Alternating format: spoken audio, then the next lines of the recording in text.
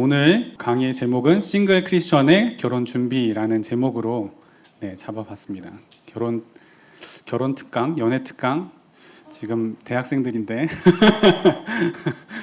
말씀 한 구절 같이 읽겠습니다.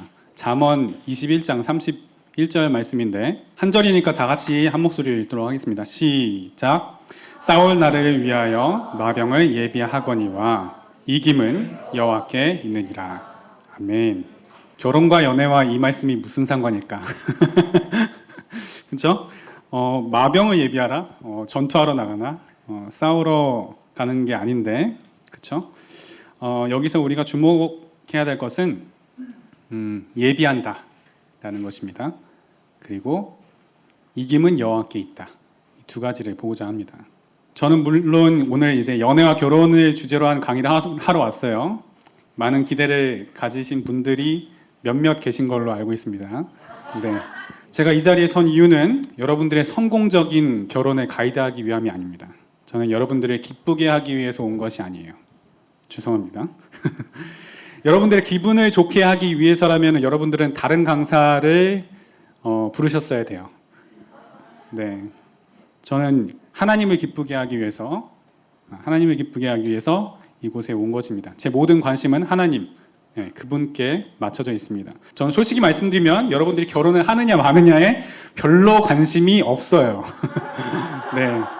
네. 제가 유일하게 관심을 두는 것은 여러분의 결혼 여부나 여러분들이 누구와 결혼을 하느냐가 아니라 제 모든 관심과 초점은 오로지 여러분들이 결혼을 이루는 과정을 그 하나님의 기쁨이 되는 과정으로 결혼을 올려드리느냐 아니냐 여기에 관심이 맞춰져 있습니다. 저는 하나님의 관심도 동일하다고 생각합니다. 하나님은 여러분들이 결혼하느냐 마느냐, 물론 결혼하기를 원하세요. 하나님도 여러분들이 결혼하기를 원하시죠. 저도 원합니다. 결혼하는 걸 원해요. 근데 여러분들이 사회에서 얼마나 성공적인 인생을 살고 얼마나 성공적인 결혼을 하고 세상에서 얼마나 잘 나가는지에 대해서는 저도 하나님도 별로 관심이 없습니다. 그저 단순히 결혼만 하면 된다, 그것이 아닙니다. 어떠한 과정으로 결혼하는가가 가장 중요합니다. 막말로다가 오늘이라도 속도 위반해서 결혼해도 결혼은 합니다. 그렇죠? 하지만 그 결혼의 과정이 하나님의 기쁨이 되는 결혼의 과정이다 라고 할 수는 없죠. 결혼을 진행하는 과정에서는 분명 하나님의 기쁨이 되는 과정을 밟는 부부가 있고, 그리고 하나님의 근심이 되는 과정을 밟는 부부가 있습니다. 저는 여러분들이 결혼을 준비하고 사람을 만나고 또 결혼을 하고 연애를 하고 아이를 가지고 삶을 살아가는 이 모든 과정을 하나님께 올려드리는 방법으로 사시길 바랍니다. 이것이 제가 이곳에 온 목적입니다. 이것을 처음부터 분명히 하셔야 됩니다. 저희에게 좋은 배우자를 만나는 방법을 알려주세요. 뭐 이런 강의 저는 안 합니다. 그런 거는 유튜브에 깔렸어요. 유튜브 보시면 돼요. 그리고 여러분은 좋은 배우자를 만나려고 노력하실 필요도 없어요. 이미 여러분의 배우자는 다 예정되어 있습니다. 네, 여러분이 골라서 시집장가 가는 게 아니에요. 여러분은 여러분들이 골라서 간다고 생각할지 모르겠지만 그것은 무한하신 하나님의 섭리 안에서, 하나님의 손바닥 안에서 다 이루어지는 겁니다. 여러분의 성향, 여러분의 취향, 여러분의 상황, 그 모든 것을 다 계획하시고 그 모든 것을 다 이뤄가시는 분이 하나님이십니다. 그렇죠? 여러분들은 여러분이 좋아서 이 사람을 선택했다라고 생각하게 되실지 모르겠지만 모든 것은 하나님의 섭리와 계획 안에서 이루어지는 겁니다. 여러분이 아무리 날고 뛰어봐야 예수님 손바닥 안에서 기는 것일 뿐입니다. 특히 학생 때는 예정되어 있는 배우자를 찾아다닐 필요도 없어요. 네, 찾아다닐 필요 없어요. 경제적으로 가정을 이룰 준비가 안 되어 있는데 하나님께서 배우자 될 사람을 왜 데려오실까요? 그렇죠? 그럴 이유가 전혀 없는 것이죠. 여러분이 준비되면 마치 하나님께서 아담에게 하와를 데려오시듯 데려오는 것입니다. 그래서 여러분들이 준비가 되는 것이 더 급선무고 더 우선적인 것입니다. 더 중요합니다. 준비가 안 되어 있는 상태에서 결혼을 하고 연애하는 것은 마치 이제 막 구구단을 외운 아이가 미적분을 풀려고 하는 것과 같습니다. 그러면 여러분들은 어디에 초점을 두면 살아야 하느냐? 사람에게 초점을 맞추면서 결혼을 준비하는 것이 아닙니다. 하나님께 초점을 맞추셔야 합니다. 그분께 모든 답이 있어요. 그분이 이 문제를 풀어낼 핵심 키입니다. 여러분이 아무리 찾아도요, 하나님께서 눈을 가리우시면 바로 옆에 예정하신 배우자가 있어도 못 알아보는 거예요. 하늘에서 매면 땅에서도 매이는 겁니다. 그런데 여러분들이 이제 준비가 됐다 그러면 하늘에서 여러분들의 눈을 활짝 여시는 때가 옵니다. 지금껏 발견하지 못했던 나의 이 동역자, 정말 철없고 센스도 없고 정말 매력도 없고 그냥 없는, 아무것도 없는 이 동역자가 하나님께서 예정하신 배우자임을 발견하게 되는 때가 옵니다. 물론 아닐 수도 있어요. 아닐 수도 있어요. 너무 실망하지 마시고. 네. 자, 그러면 여러분, 대학생 학창 시절에는 무엇을 준비해야 하는가? 그리고 하나님께서는 저를 어떻게 준비시키셨는가? 이것을 좀 보도록 하겠습니다. 큰 1번, 순종입니다. 순종. 크리스천 가정이 일반 불신자 가정과 다른 점 딱 한 가지만 꼽자면 바로 이것입니다. 순종. 크리스천 가정은 말씀에 순종하는 가정입니다. 그렇죠? 여러분은 순종하면 어떤 느낌이 드시나요? 순종. 얼마 전에 제 영상에 올라온 댓글이 교회는 왜 여자에게만 남자에게 순종하라 라고 강요하느냐는 것이었어요. 남자도 남자의 머리이신 그리스도에게 순종해야 한다라고 이야기하니까 여자도 그리스도에게 순종하는데 그러면 여자는 남자에게도 순종하고 그리스도에게도 순종해서 더 힘들고 어렵고 억울한 거 아니냐는 거예요. 그 이야기를 듣는데 제가 느낀 것은 두 가지였습니다. 첫 번째는 이분은 부부 사이를 남녀 대립구도로 생각하시는구나. 여러분 그렇게 부부 사이를 남녀 대립구도로 생각하실 거라면 결혼하지 마세요. 왜 굳이 싸우려고 결혼합니까? 그렇죠? 부부는 싸우는 사이가 아니에요. 한 몸을 이룬 사이예요. 자기 몸과 싸우지 않잖아요. 그렇죠? 밖에 나가서 자기 배우자 흉 보는 거 그거 누워서 침 뱉게 하는 거예요. 그렇죠? 또 한 가지 느꼈던 것은 이분은 순종을 나쁜 것이라고 인식하는구나. 순종을 안 좋은 것, 순종을 억울한 것이라고 인식하는구나. 여러분, 순종은 나쁜 것이 아닙니다. 자신의 자유를 침해한다는 의미에서 나쁜 것으로 인식하시는 분들이 많은데요. 네, 그런데 자유와 방종은 혼동하시면 안 됩니다. 에덴 동산에 있는 모든 나무의 열매를 다 먹을 수 있다고 선악과도 먹을 수 있는 것이 아니에요. 선악과는 하나님과 사람 사이의 그 질서, 그 권위를 상징하는 것입니다. 모든 것을 다 자유롭게 하며 살 수 있지만 너는 내 말에 순종하는 관계. 아담, 너 위에는 하나님, 내가 있다 라는 것을, 그 권위를 의미하는 것입니다. 하나님께서 세우신 권위까지 무시하면서 살아가게 된다면 그것은 결국 하나님의 보호하심에서 벗어나는 길인 것이죠. 불순종하는 자를 더 이상 보호해 줄래야 보호해 줄 수가 없는 것입니다. 중간 1번, 순종은 보호한다. 저에게는 6살 난 딸아이가 있습니다. 저는 제가 이제 아이들의 등원과 하원을 해주는데요. 하루는 이제 그날도 이제 딸 아이를 유치원에 데려다 주려고 길가에다가 이렇게 주차를 했어요. 길가에 주차를 하니까 그 옆에 이렇게 차가 다닐 수 있는 거예요. 근데 제가 사이드 미러를 통해서 이렇게 보니까 옆에 차가 오는데 제 딸아이가 차 문을 탁 열려고 하는 거예요. 이미 열었어요. 이렇게 밀려고 하는 거예요. 열어서. 그래서 제가 차 문 닫아! 라고 소리쳤습니다. 네. 그리고 딸아이는 즉시 차 문을 닫았고 사고를 면할 수 있었죠. 자, 제가 차 문을 이렇게 열 때 차 문을 닫으라고 명령했을 때 만약 제 딸아이가 왜요? 싫은데요? 제가 차 문을 닫아야 되는 이유를 한 3가지만 말씀해 주시겠어요? 이렇게 정리해서 말씀해 주신 걸 좀 들어보고 제가 좀 납득이 가면 그때 제가 좀 순종을 한번 해보도록 할게요. 이렇게 했다면 무슨 일이 일어났을까요? 네, 사고를 피할 수 없었겠죠. 여러분, 기본적으로 순종은 보호를 전제로 합니다. 우리는 하나님의 보호를 받기 위해서 순종해야 하는 것입니다. 자, 그리고 작은 2번째, 순종은 면책한다. 만약 순종했는데도 불이익이 있다면 그 불이익에 대한 책임은 누가 져야 하나요? 순종한 사람이 지는 게 아니죠? 지시한 사람이 지는 거예요. 그렇죠? 순종은 나쁜 게 아닙니다. 오히려 순종은 좋은 것입니다. 여러분이 이 문제에 대한 면책권을 갖는 거예요. 아내가 남편의 말에 순종해서 지시한 대로 따랐는데 결과가 안 좋아요. 그럼 누구 책임이에요? 남편 책임입니다. 자기가 한 말에 책임을 져야 되는 거예요, 남편이. 그래서 원래 리더의 자리는 두 가지 양면성이 다 있는 겁니다. 리더는 누릴 수 있는 권리도 물론 있지만 그에 비해 져야 할 책임은 훨씬 더 어마어마한 것이죠. 그것은 아내도 마찬가지예요. 아내도 아이들도 엄마한테 이제 순종을 하잖아요. 엄마가 아이한테 지시를 했는데 아이가 순종한 그 결과가 안 좋아요. 그러면은 누구 책임이에요? 엄마 때문이야! 라고 하죠. 네. 당연히 엄마 책임이에요.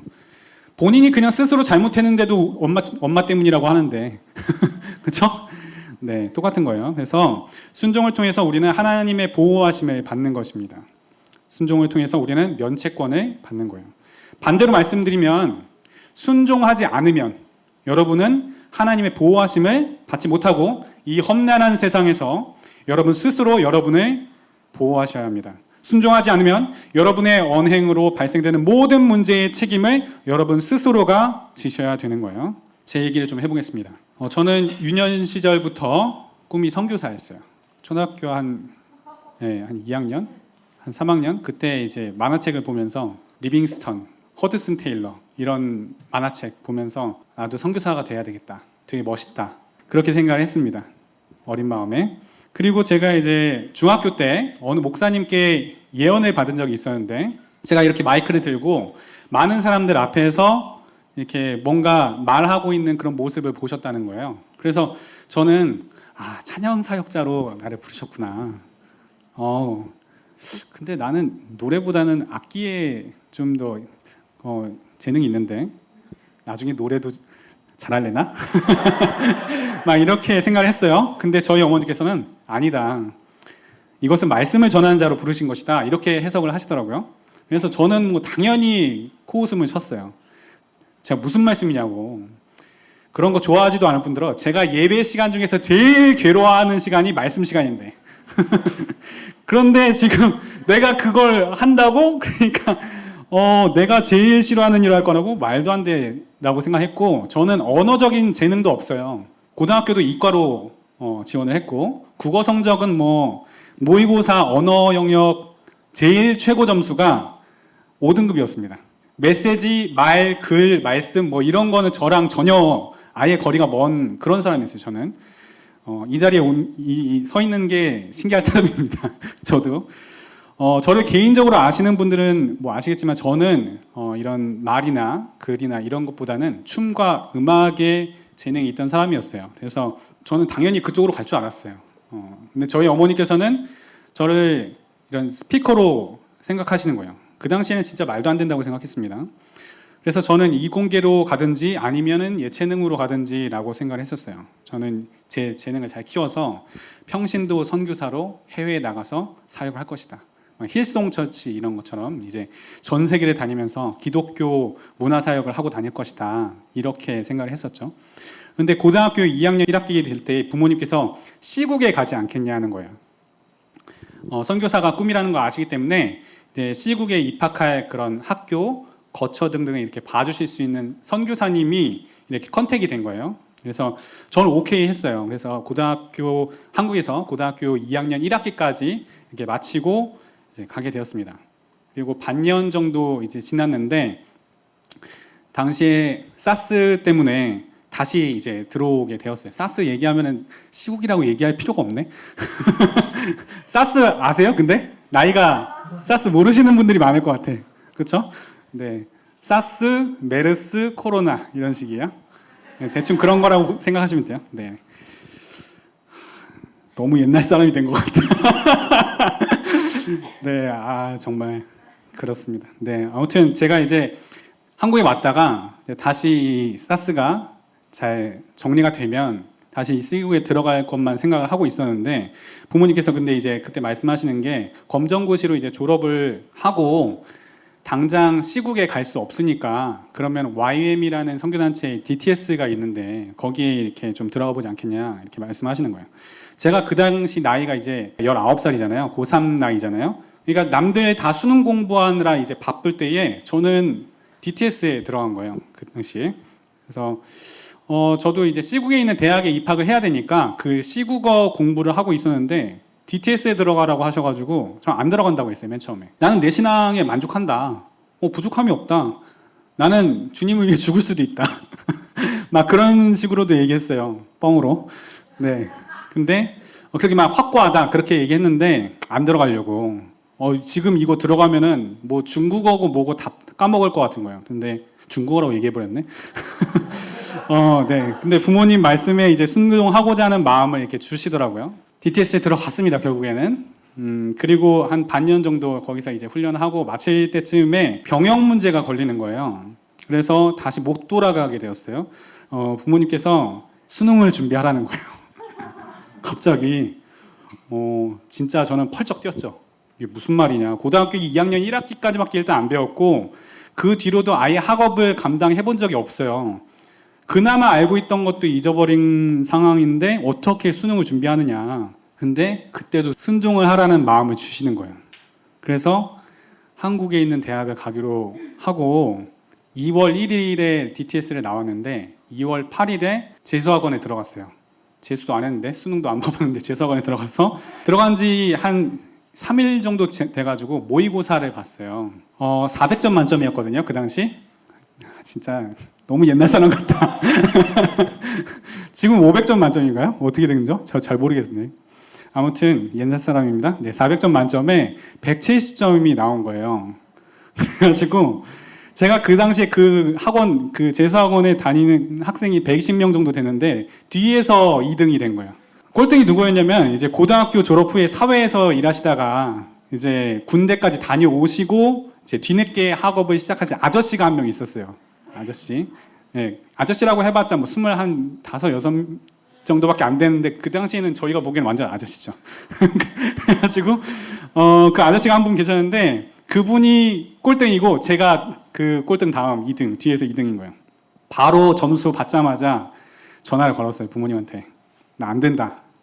이대로 안 된다. 나 한국에서 나를 받아줄 대학이 없다. 말도 안 된다. 근데 부모님께서 한국에 있는 대학교 갈 것이다. 갈 것이고 만약에 못 간다고 하더라도 상관없다. 나는 안 보낸다. 그러는 거예요. 해가지고 뭐 결국 뭐 부모님께 순종해서 다시 수능을 이제 준비하기로 했죠. 그래서 그 학원에서 이제 반평성고사를 보면서 자기가 또 목표하는 그 학교랑 전공을 좀 써서 이제 제출하는 시간이 있었어요. 저는 당연히 작곡과를 지원을 했어요. 왜 그러니까 하면 제가 시국에 있었을 때 다녔던 학교가 음악 학교였어요. 음악 학교. 거기서 피아노를 전공했었거든요. 한 반년 정도지만. 그래서 그 전에 이제 물론 한국에 있었을 때도 피아노를 치긴 했었는데 시국에 있을 때는 잠깐이었지만 이제 제대로 공부를 했던 거죠. 그나마도. 작곡과를 가려면 기본적으로 이건 해야 돼요. 할 줄 알아야 돼요. 그래서 그리고 곡도 쓸 줄 알았고. 그래서 작곡과를 가겠다는 결정은 제가 지금껏 그래도 공부로 승부해서는 뭐 답이 안 나오니까 최대한 지금까지 해왔던 그 커리어를 살려서 내 재능과 내 커리어 이런 것들 다 종합해 왔을 때 제일 그나마 합리적인 결정이었거든요. 근데 저희 부모님께서 시국어를 공부하라라고 하시는 거예요. 난 국어 멍청인데? 난 언어 멍청인데 왜 시국어냐? 근데 그나마도 그래도 공부를 해왔으니까 그걸 하라. 그래서 그때 이제 공중전화 박스에서 진짜 엄청 싸웠어요. 공중전화 박스 하니까 또 완전 옛날 사람 아, 그래요? 네. 공중전화 박스에서 진짜 엄청 싸웠어요. 근데 막 싸웠는데도 뭐 요지부동이에요. 저희 아버지는. 결국엔 또 순종했죠. 시국어를 전공하기로 하고 학원에 말씀드리고 문과반으로 배정이 됐습니다. 다시 공부를 시작하는데 제일 자신 있는 게 수학이었으니까 이과였잖아요. 수학이었으니까 수학부터 공부를 시작했거든요. 지금도 이름이 공통수학인지 모르겠는데 공통수학을 책을 딱 폈어요. 공통수학 아닌가 봐요. 분위기가. 고1 거 딱 폈는데 이해가 안 돼요. 하나도 이해가 안 돼. 1과부터 이해가 안 돼. 1과가 수열인가 뭐 그랬던 것 같은데 1과부터 이해가 안 돼. 그래가지고 중3과로 내려갔어요. 중3과 내려갔는데 코사인 뭐야 탄젠트 이게 뭐야? 이해가 안 돼. 다 계속 내려가니까 중2 거까지 내려가는 거예요. 중2 거 보니까 그때서야 좀 이해가 되는 거예요. 그러니까 남들 다 지금 수능 준비하는데 나는 중학교 2학년 공부하고 있는 거예요. 근데 진짜 열심히 공부했습니다. 그래서 졸음을 깨우기 위해서 계속 서서 공부를 했거든요. 저희 이제 교실에 보면은 맨 뒤에 창이 있었어요. 창문이 있었는데 창틀에 계속 이제 이 책을 놓고 서서 공부를 해서 1년 동안 그렇게 서서 계속 공부를 하니까 무릎이 나가더라고요. 그리고 영단어를 외울 때는 너무 이제 이를 악물려고 한 게 아닌데 무의식적으로 이를 악물게 되는 거예요. 그러니까 너무 집중해서 외우는 습관 때문에. 그러니까 발치를 안 해도 되는 사랑니가 이게 4개가 있었는데 그게 이렇게 눌려가지고 결국에는 발치를 다 하게 됐어요. 4개를 동시에. 그래서 그렇게 공부를 했어요. 그런데 그렇게 하니까 4개월 정도 지나니까 170점에서 330점으로 이렇게 껑충 뛰더라고요. 몇 달 후에 이제 수능을 쳤는데 약간 뭐 그 모의고사보다는 좀 떨어지긴 했어도 그래도 괜찮았어요. 이 땅에서 받아줄 대학이 없었던 저를 맨 처음을 생각하면 그래도 인서울을 쓸 수 있는 상황이었으니까 그 당시에 가군, 나군, 다군 이렇게 썼거든요. 지금은 그렇게 하나 봐요. 아, 다행이다. 그래서 나군과 다군에는 이렇게 대학을 썼어요. 인서울에 있는 대학으로 썼는데 가군에 쓸 데가 없는 거예요. 가군은 아주 높은 데 아니면 아예 낮은 데밖에 없는 거예요. 그래서 가군을 아예 안 쓰려고 했어요. 근데 저희 부모님이 가군에 천안대가 있다. 그러니까 천안대를 쓰라고 하는 거예요. 거기 왜 쓰라고 하니까 보니까 짐 선교단체가 거기에 개척이 돼 있으니까 천안대에 쓰라는 거예요. 그래가지고 짐 때문에 천안대를 쓰라고? 그래가지고 너무한 거예요, 진짜. 내가 대학 가는 이유가 선교단체 들어가려고 대학 가는 것도 아니고 이름부터 마음에 안 들었어요. 천안대? 이름이 지방 이름이 딱 있잖아요. 그래가지고 그 당시 근데 뭐 마땅히 쓸 데가 없어요. 가군에 어차피 대학을 쓸 때 혼자서 결정하지 않잖아요. 학원 선생님이랑 입시 다 결정하잖아요. 학원 선생님이 분명히 나군, 다군에서 쓴 거 중에서 분명히 붙는다라고 얘기를 했어요. 그리고 실제로 다군에 있는 대학은 예비 4번이었어요. 예비 4번이면은 붙는 거예요, 사실은. 거의 이거는 붙는 거거든요. 근데 끝까지 안 빠졌어요. 끝까지 안 빠졌어요. 그래가지고 결국엔 천안대학교에 지금의 백석대학교에 들어갔어요. 수석으로 들어갔습니다. 이게 저희 학원에 이런 말이 있거든요. 대학교는 무조건 용의 꼬리로 들어가야 된다. 뱀의 머리로 들어가는 거는 진짜 쓸데없는 짓이다. 근데 그 쓸데없는 짓을 제가 한 겁니다. 그래가지고 학원 선생님도 다 어이없어 하시고 어떻게 예비 4번이 안 빠지냐. 진짜 너무 하더라고요. 그때 당시에는. 제가 왜 입시 스토리를 말씀드리는지 대충 감이 잡히세요? 지금 결혼 특강인데. 지금까지 제가 나눴던 저의 삶이 어때요? 시국 갔다가 다시 돌아왔다가 DTS 갔다가 갑자기 또 수능을 보라고 했다가 전공 선택부터 학교 선택까지 모든 일련의 과정에 있어서 제 선택이 들어간 게 있어요? 하나도 없어요. 심지어 나중에 직장도 제 선택이 아니었어요. 그렇게 부모님 말씀에 순종한 결과가 어때요? 세상적으로 봤을 때 결과가 어때요? 좋지 않아요. 그렇죠? 그 당시만 보면 결과가 좋지 않아요. 크리스천은 이 땅의 결과를 바라보면서 순종하는 사람들이 아닙니다. 크리스천은 순종하는 그 과정 그 자체를 위해서 순종하는 사람들입니다. 내 편에서 순종하고 그 결과는 하나님께 맡겨드리는 거예요. 이 땅에서 결과가 안 좋아요? 상관없어요. 애초에 이 땅의 것을 위해서 순종하는 게 아니에요. 그렇기 때문에 이 땅의 결과가 안 좋다고 그것이 저에게 아무런 문제가 되지 않았던 겁니다. 물론 인간적인 아쉬움은 굉장히 컸어요. 너무나 아쉽죠. 학교도 학교지만 4년 동안 내가 공부하고 싶지 않은 전공, 적성에도 맞지 않는 것을 공부하는 것 자체가 너무 힘들더라고요. 나보다 음악적 재능이 없는데도 불구하고 실력이 떨어지는데도 불구하고 본인이 하고 싶은 전공 선택해서 공부하는 주변 사람들이 볼 때면 너무 부럽더라고요. 제 졸업 성적이 몇 점이냐면 3.9점이에요. 전혀 재능이 없는 걸 전공으로 선택한 결과죠. 그렇다 하더라도 나의 재능과 전혀 상관없는 전공으로 4년이라는 시간을 허비하는 것 같더라도 순종하는 것, 주님의 인도하심에 따라가는 것, 그것이 제가 선택한 길입니다. 제가 젊은 크리스찬들, 특히 대학생들 이제 상담하다 보면은 그런 이야기들을 하시는 분이 있어요. 부모가 자녀의 전공을 선택하고 배우자를 선택해 주는 건 안 되는 거 아닌가요? 라고 아예 정답을 정해놓고 굉장히 이렇게 불쌍한 표정, 그 슈렉에 나오는 고양이 표정을 이렇게 지으면서 자신이 주장하는 바를 인정해 주세요. 이렇게 조종하려고 하시는 분들이 있어요. 이런 걸 가스라이팅이라고 하죠. 네, 저는 그렇게 살지 않았습니다. 학교도, 전공도, 유학도, 유학에서 돌아오는 것도, 직장 선택도 다 순종의 방법으로 갔습니다. 이렇게 살면 여러분 인생이 완전히 망할 것 같죠? 아닙니다. 네, 그것은 순종이 무엇을 의미하는지 모르기 때문입니다. 여러분, 크리스천의 순종은 그 말을 하는 대상에게 순종하는 것이 아닙니다. 그 말을 하는 대상에게 권위를 주신 하나님께 순종을 하는 것입니다. 하나님의 약속과 하나님의 성품과 하나님의 능력을 믿는 믿음으로 순종하는 것입니다. 아버지께서도 제가 음악적인 재능이 있다는 걸 나중에 알게 되셨어요. 나중에 제가 결혼하고 나서 그 말씀을 하시더라고요. 제가 저한테 이제 시국어 전공하게 이제 한 거를 후회하신다. 저희 부모님은 자녀의 재능을 잘 발견하는 재능이 없으신 것뿐이에요. 그렇죠? 여러분, 모든 부모가 다 자녀의 재능을 잘 발견하는 것이 아닙니다. 그렇죠? 그런 부모를 원망할 수 있나요? 아니에요. 그런 부모를 나의 부모님으로 주신 분도 하나님이십니다. 그렇죠? 부모가 자녀의 재능을 발견했더라도, 이제 발견했잖아요. 발견했더라도 여력이 안 돼서 서포트를 못 해줄 수도 있어요. 그렇다고 부모를 원망할 수 있나요? 아니죠. 그런 상황을 주신 분도 하나님이십니다. 제가 이제 28살에 졸업을 하게 되었습니다.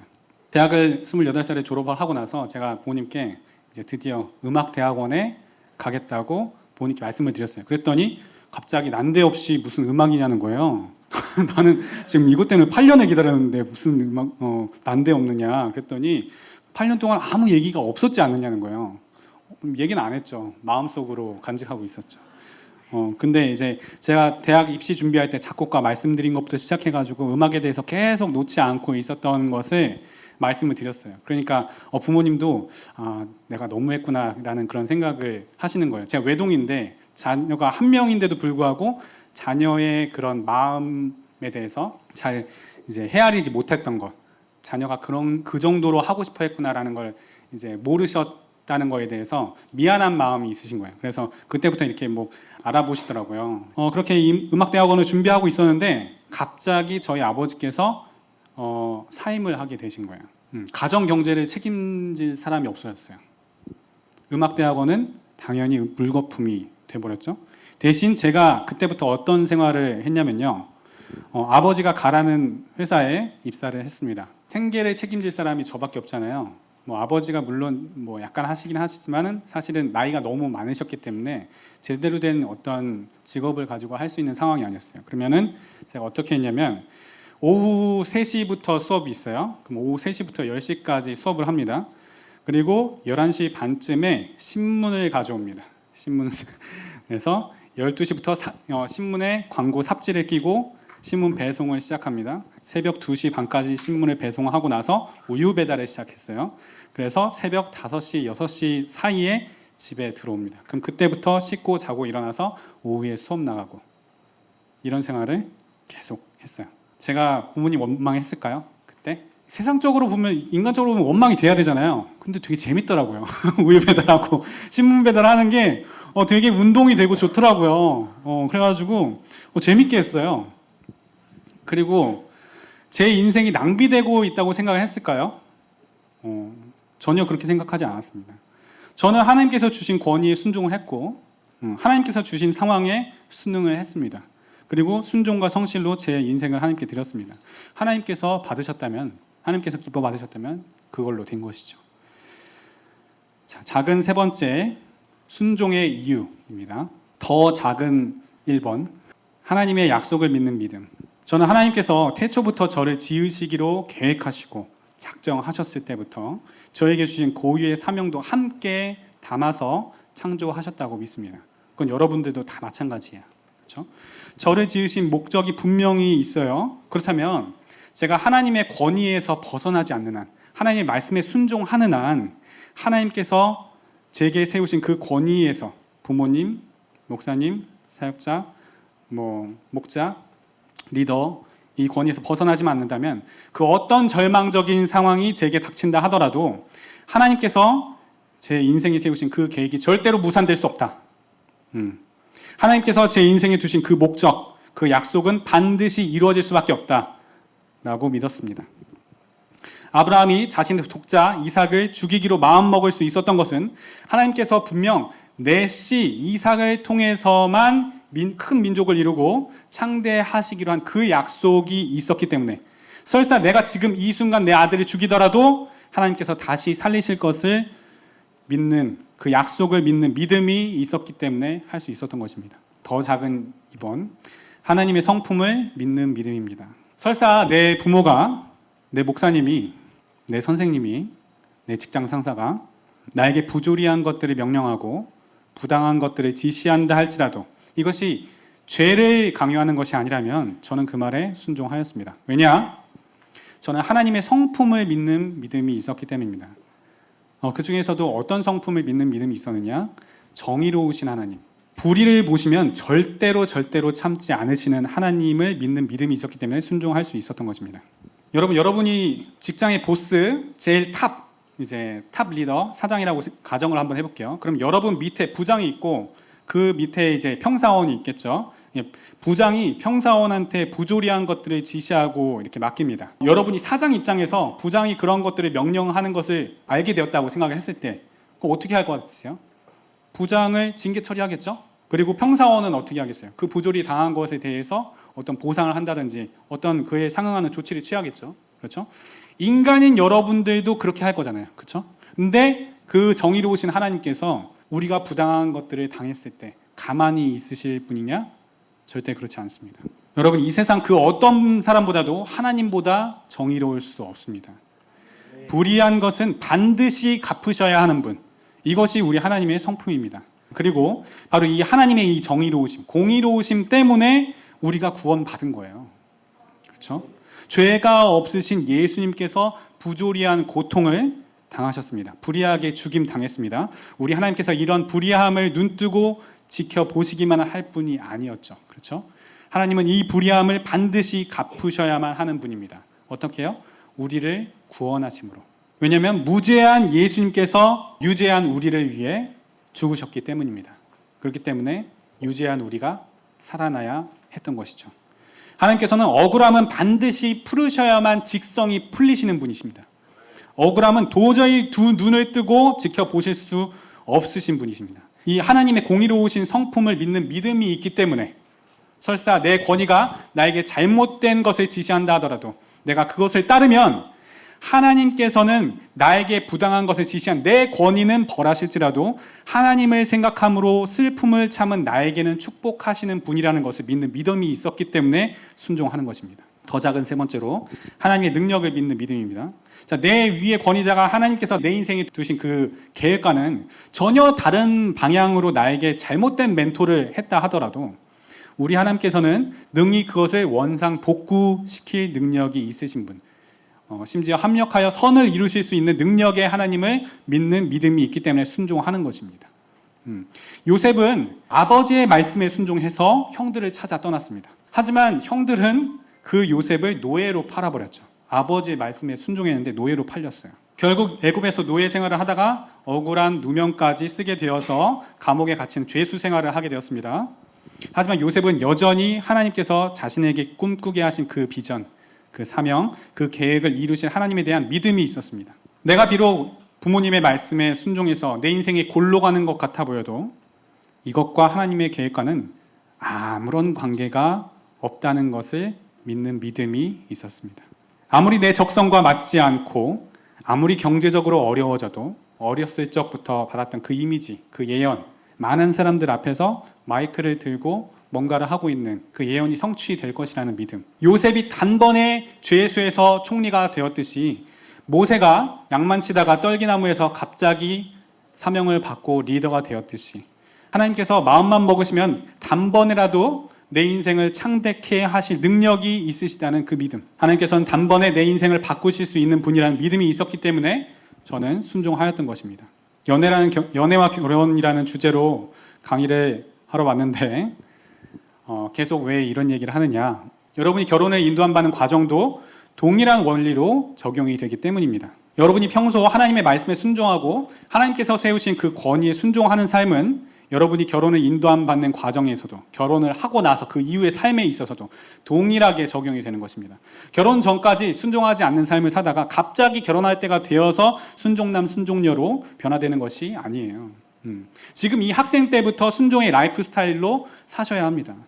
아까 제 딸아이가 만약 제 말에 이렇게 자기 기준에 맞지 않는다고 꼭 그렇게까지 소리를 지르시면서 명령을 하셨어야 했냐고, 그렇게 불순종하면서 순종의 시기를 놓쳐버렸다면 사고 당하는 것입니다. 내 기준에, 내 생각에, 내 타이밍에, 내 목적에 전혀 맞지 않는 것 같아도 하나님을 생각함으로 순종하는 라이프 스타일, 이해가 되지 않아도 순종하는 라이프 스타일을 훈련하고 살아내셔야 합니다. 이 순종의 라이프 스타일은 여러분의 결혼 문제뿐만 아니라 여러분의 재정 문제, 여러분의 자녀 문제, 여러분의 진로 문제, 여러분의 관계 문제, 여러분 인생의 모든 문제를 하나님께 내어드리는 것입니다.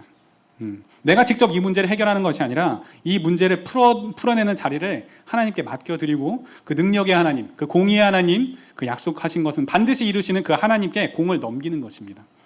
하나님, 나는 하나님이 하라는 거 다 했습니다. 그런데도 불구하고 하나님께서 내 인생을 축복하시지 않으신다면 그것은 하나님 책임입니다.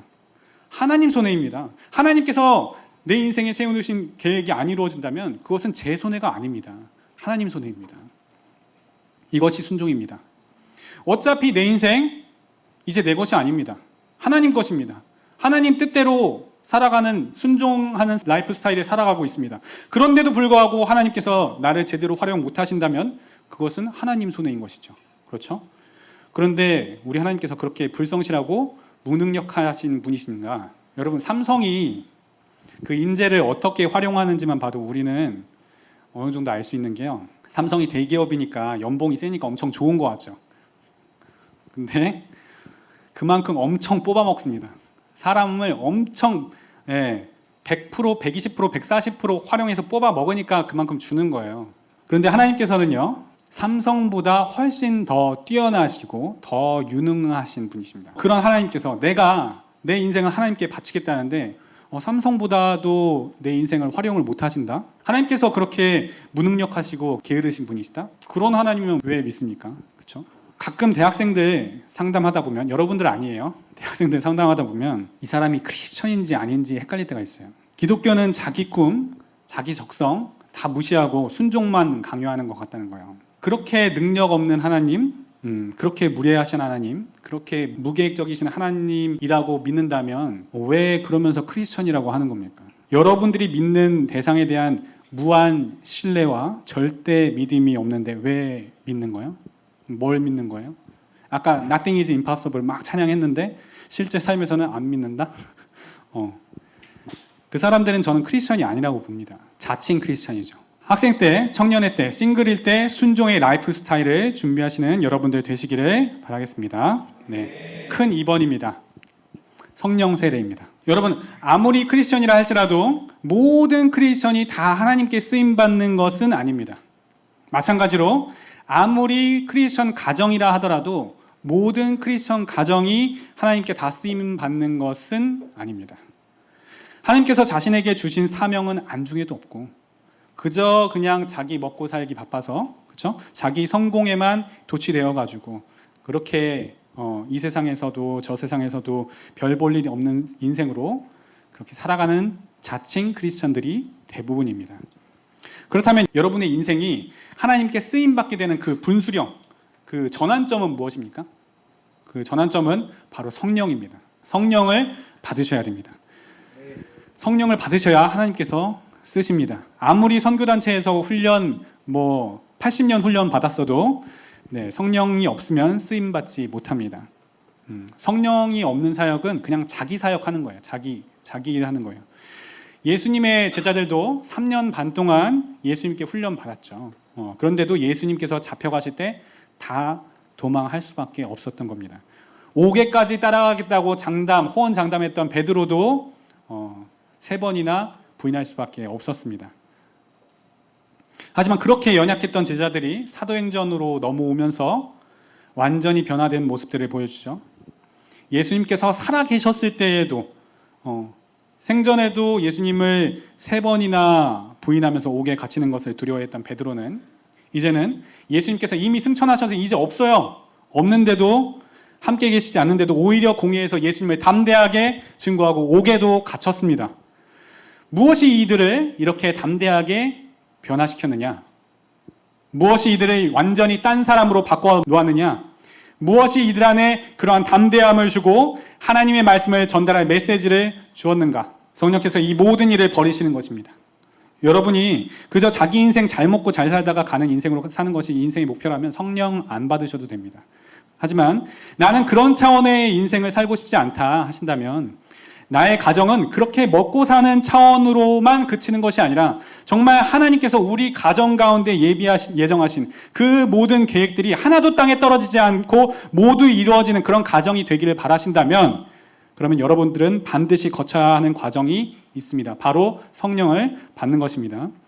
이건 역시 여러분의 결혼과 진로, 인생 전체에 있어서 가장 중요한 과정입니다. 이것은 반드시 준비되셔야 합니다. 제 이야기를 또 시작하도록 하겠습니다. 저는 모태신앙으로 목회자 자녀로 살아왔지만 전 정말 또 다른 종교인과는 아예 또 차원이 다른 그런 종교인이었습니다. 보통 이제 목회자 자녀면 본인이 신앙이 없다고 하더라도 부모님이 그 일 때문에 돈을 벌고 계시잖아요. 그러면은 되도록 사고 안 치려고 하고 이렇게 자중하려고 하거든요. 저는 안 그랬어요.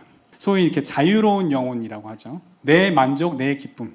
그것이 전부였던 사람이었습니다. 주변 사람은 물론이고 가족에도 전혀 안중에도 없었던 사람이에요. 제가 앞에 순종하는 삶을 말씀드리긴 했지만 그것도 어쨌든 제 인생의 목표였던 바를 이루기 위한 선택이었지 부모님을 기쁘시게 하기 위해서 순종을 했다던가 심지어 하나님의 기쁨을 위해서 순종했던 게 아니었어요. 그러니까 하나님께서 순종하는 사람을 축복하신다는 그런 영적인 원리를 이해하고 있었기 때문에 그 영적 원리를 이용해서 하나님을 이용해 먹으려는 속셈으로 순종했던 거지 하나님의 기쁨을 위해서 그렇게 순종하는 그런 차원은 아니었어요. 그래서 이름하여 이제 자유로운 영혼의 소시오패스라고 하겠습니다. 근데 이제 종교성을 곁들인 네, 제가 지금 선교단체에 이제 들어왔잖아요. 근데 제가 이제 선교단체에서 어떻게 생활을 했을까요? 제가 뭔가를 할 때 이렇게 악의가 있는 건 아니에요. 근데 주변에서의 평이 상당히 안 좋아요. 뭐든 엄청 분석해서 이렇게 팩폭 날리고 분위기 파악 전혀 못하고 갑자기 진지충되고 잘난 척 쩔고 공감 능력이 떨어져요. 그렇죠? 친해지고 나면 깨닫게 돼요. 아, 얘가 잘난 척 하는 게 아니라 그냥 분위기 파악을 못하는 거구나. 네, 그냥 자기가 분석하는 거 그냥 얘기하는 거구나. 그냥 시도 때도 없이 사회성이 떨어지니까 이런 거구나. 그렇죠? 친해지면은 진국인 거 아는데 그걸 뚫어야 될 그 벽이 너무 강력해요. 그러니까 다 뭐라 그래요? 예, 재수없다고 하는 거예요. 그래서 예전에 이제 저희 교회나 이제 선교단체 캠프파이어 이런 수련회 하면 캠프파이어 했는데 줄을 섰어요. 제 앞에 이렇게 줄을 이렇게 해가지고 풀고 다음 이렇게 또 풀고 다음 뒤에서 빨리빨리 좀 얘기해요. 네, 이런 인팁의 최대 약점이 뭐냐면 모든 관심과 초점이 자기 자신에게 쏠려 있는 거예요. 그러면 공동체에서 이제 다른 사람을 이렇게 세우고 다른 사람을 살려야 되잖아요. 근데 이렇게 동역자로 세워는 줬는데 다른 사람들은 어떻게 해요? 잡아 먹어요. 이렇게 양떼를 붙여줬는데 양떼가 사회성이 더 좋은 거예요. 저보다. 자, 그러면 인팁 목자가 제가 어떻게 보여요? 완전 미성숙해 보이면서 내 목자는 왜 저 모양일까? 저 분위기에서 왜 저런 얘기를 할까? 내 목자는. 그래가지고 양떼가 그 목자 때문에 시험이 드는 거예요. 네, 그 양 잡아먹던 목자가 저입니다. 가끔 만약에 이제 간사님께서 이제 양 잡아먹는 목자가 있다라고 하면은 저를 염두에 두시고 말씀하시는 거라고 생각하시면 돼요. 네, 자, 그렇게 뭔가 이제 능력은 있는데 사회성은 떨어지는 사람, 이런 사람은 목자가 못 될까요? 반대로 만약에 사회성은 있어. 근데 능력이 떨어지는 사람. 이런 사람은 목자가 못 돼요. 누구나 다 목자가 될 수 있습니다. 성령으로 되어질 수 있습니다. 여러분, 사람이 변화되는 것은 성령이 하시는 거예요. 성령만이 그 사람을 완전히 아예 다른 존재로 만들어 버리시는 겁니다. 말씀 한 구절 같이 보겠습니다. 사도행전 2장 38절 말씀입니다. 같이 읽겠습니다. 시작. 베드로가 이르되 너희가 회개하여 각각 예수 그리스도의 이름으로 세례를 받고 죄 사함을 받으라. 그리하면 성령의 선물을 받으리니. 작은 1번입니다. 회개하라. 본문에는 너희가 회개하여 라고 나옵니다. 지금 이 상황은 예수님께서 승천하시고 오순절날 이제 성령님께서 강림하신 이후에 베드로가 유대인들에게 이제 설교를 하는 상황이에요. 이때에 이제 베드로가 말씀을 이제 전할 때에 유대인들이 그 말씀을 듣고 마음에 찔려서 베드로와 다른 사도들에게 묻습니다. 형제들아, 우리가 어찌할꼬? 하거늘 첫 말씀이 이 너희가 회개하여 였습니다. 저는 인생에 있어서 아주 획기적인 회심이 두 번이 있었습니다. 한 번은 2011년에 있었고 또 한 번은 2015년에 있었어요. 그 중에 2015년에 있었던 회심에 대해서 말씀드리겠습니다. 간사님이 간증을 하라고 하셔가지고 준비했는데 이거 울면 어떡하지? 네, 찌질하게 보지 마세요. 2014년에 저는 출석하던 교회를 대적하고 떠난 적이 있습니다.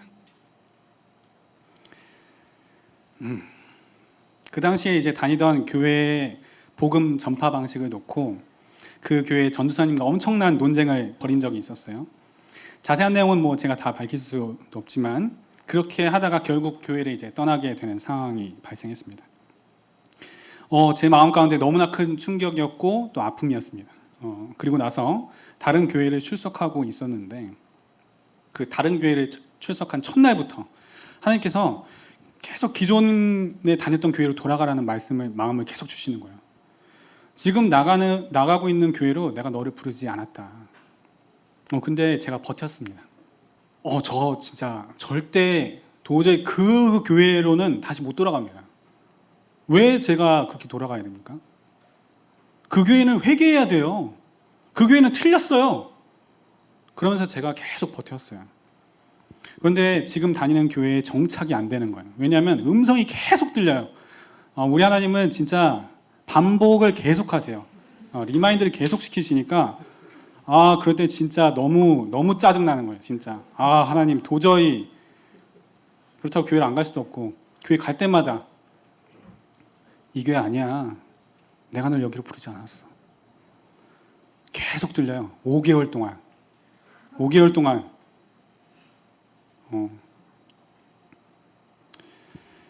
이 교회를 다니는 게 너무 어색하고 못 참겠는 거예요. 실제로 내 교회가 아닌 것 같아. 다니면서도 내 교회가 아니야. 남의 교회 지금 와 있는 거야. 남의 공동체에 와 있는 거예요. 이게 실제적으로 느껴지는 거예요. 이제는 그 하나님이 주시는 그 부담감과 음성 때문에 노이로제가 걸리는 거예요. 그래서 하나님께 협상을 했어요. 하나님, 그럼 제가 그 교회에 본성전에는 제가 못 가겠습니다. 그 대신 때마침 그 교회 선교센터에서 영상으로 예배를 드린다는 거예요. 그러니까 제가 거기로 출석을 하겠습니다. 그래서 제가 다시 돌아왔어요. 네, 다시 돌아왔는데 돌아왔다고 해서 마음의 분노가 풀리는 게 아니잖아요. 교회가 못마땅해 보이고 교회 목사님이 못마땅해 보이는 거예요. 못마땅한 정도가 아니죠. 뭐 설교를 전하실 때마다 무슨 생각이 드냐면 진짜 사단의 생각인 것 같아요. 교회의 속은 썩어가고 있는데 참 거참 말은 번지르르하게 잘하시네. 이런 생각이 드는 거야. 이런 대적하는 마음이 있는데 찬양이 돼요? 찬양이 안 돼요. 기도는 되나요? 기도도 안 돼요. 오히려 마음에 분노가 차오르고 더 거북하고 얼굴은 더 굳어져 가고 판단, 정죄, 원망, 불평으로 나의 마음과 생각이 꽉 차는 거예요. 그러다가 한 번은 이제 교회 청년부 예배가 있는데 그 예배를 그동안은 본성전에서 쭉 드리다가 그달은 난데없이 선교센터에서 드린다는 거예요. 선교센터에서. 근데 선교센터에서 청년부 예배를 드린다고 본성전에 영상을 쏴주질 않거든요. 그러니까 청년부 예배를 영상 예배로 드릴 수가 없으니까 어쩔 수 없이 청년부 예배, 현장 예배에 참석을 했죠. 저 뒷자리, 아주 뒷자리, 그 음향하시는 분들이 맨 뒤에 있는데 그 바로 앞자리 끝에 이제 팔짱을 이렇게 끼고, 그래 오늘은 또 뭐 얼마나 잘하나 한번, 얼마나 잘 떠드나 한번 두고 보자, 이런 식으로 있었어요. 이렇게 진짜 팔짱 끼고 있었어요. 이렇게. 그날따라 또 원래 담당하시는 사역자님이 말씀 안 전하시고 목사님이 오셔서 말씀을 전하셨는데, 그날 목사님께서 무슨 말씀을 전하셨냐면, 예배에 억지로 올 사람들은 올 필요 없다. 하나님께서는 그런 사람들의 예배는 받지 않으신다. 그건 하나님의 예배를 욕되게 하는 것이다. 이런 말씀을 전하시는 거예요. 나한테 대놓고 전하시는 것 같은 거예요. 그래가지고 마음이 정말 너무 찔리는 거예요. 그래서 찔리면서도 분노가 막 나는 거예요. 근데 어디다가 풀 수가 없어요. 그러니까 예배 말씀 시간 중간에 뛰쳐나왔어요. 마음이 너무 괴로우니까 기도하러 본성전 기도실로 갔어요. 그래서 도착해서 교회 사모님한테 카톡을 보냈어요.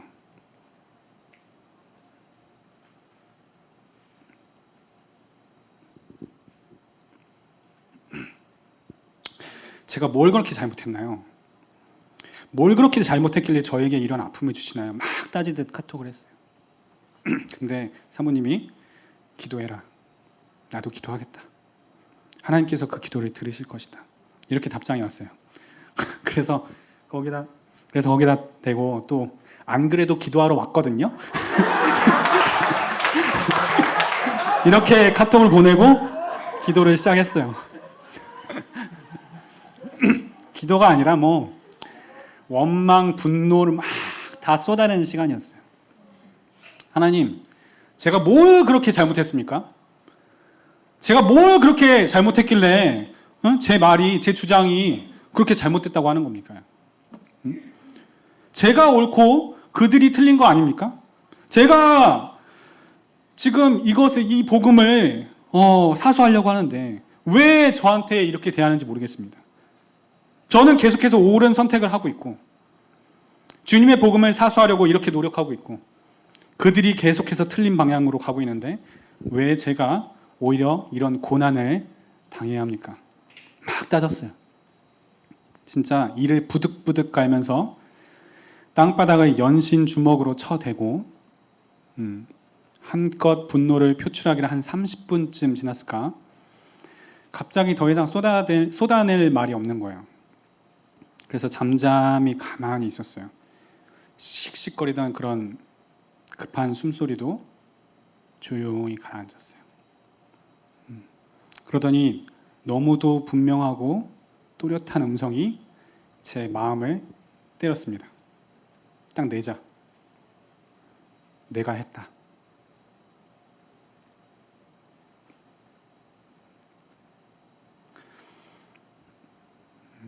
이 음성을 딱 듣는데 이것이 무슨 말인지 영적으로 이해가 되는 거예요. 내가 했다. 그 전도사가 너에게 한 말은 그 전도사가 한 것이 아니라 그 전도사를 통해서 내가 한 것이다. 그 얘기를 듣는데요, 정말 지구가 뒤집어지는 줄 알았어요. 저는 당연히 제가 하나님 편이라고 생각했고, 하나님도 당연히 제 편이라고 아주 철석같이 믿고 있었거든요. 나는 주의 사역을 하고 있고 하나님께서도 이것을 당연히 기뻐하실 거라고 아주 확신에 차 있었고, 내가 받는 이 수모가 그리스도를 위해 받는 고난이라고 너무도 분명하게 0.1%의 그런 의심도 없이 그렇게 믿고 있었는데, 그게 뒤집어진 거예요. 그게 음성만 들린 것이 아니라 그 음성이 들리면서 이것이 하나님께서 하셨다는 것이, 그 영적인 원리들이 깨달아지는 거예요.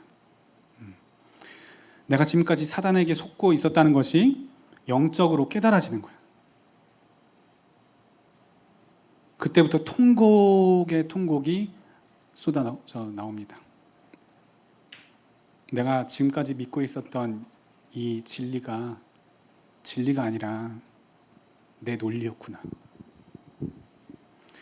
내가 받았던 상처라는 것도 내가 내 마음대로 교회를 쥐락펴락하려는 이 공격으로부터 하나님께서 이 귀하고 보배로운 교회를 수호하기 위한 어쩔 수 없는 선택이셨구나. 이것이 깨달아지고 믿어지는데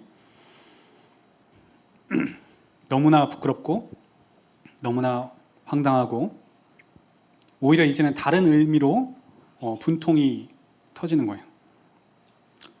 내가 어떻게 이렇게 감쪽같이 속을 수가 있나? 회의가 터지고 나서 다시 교회를 바라보는데 그렇게 악하게만 보였던 교회가요, 너무나 선하게 보이는 거예요.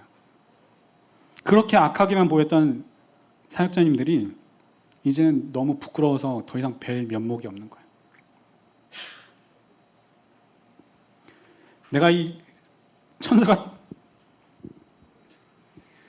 천사 같은 사람들에게 그동안 무슨 짓을 한 거지? 그러면서 정말 제가 어떤 고백을 할 수밖에 없었냐면, 하나님, 저는 쓰레기입니다. 이제야 깨달았습니다. 저는 그리스도의 개가 될 수도 없는 그냥 쓰레기일 뿐입니다. 오 주님, 저를 불쌍히 여겨주시옵소서.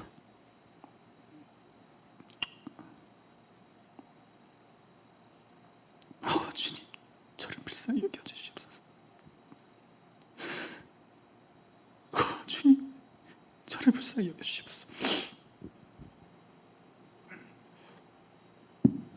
이것 말고는 할 말이 없어요. 이것 말고는 정말 할 수 있는 말이 아무것도 없었어요.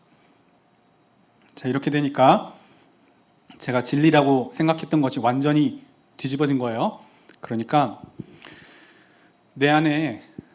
제 안에 무엇이 진리다라고 생각하는 것조차도 이제 너무나 조심스러운 거예요. 이제 심지어 너무나 단순한 원리인 1 더하기 1은 2라는 원리조차도 하나님께서 이제부터 1 더하기 1은 3이야 라고 해버리시면 그게 오늘부터 진리가 돼버리는 세상이 되는 거예요. 근데 그게 정말 생각으로만 믿어지는 게 아니라 마음으로 아예 믿어지는 거예요.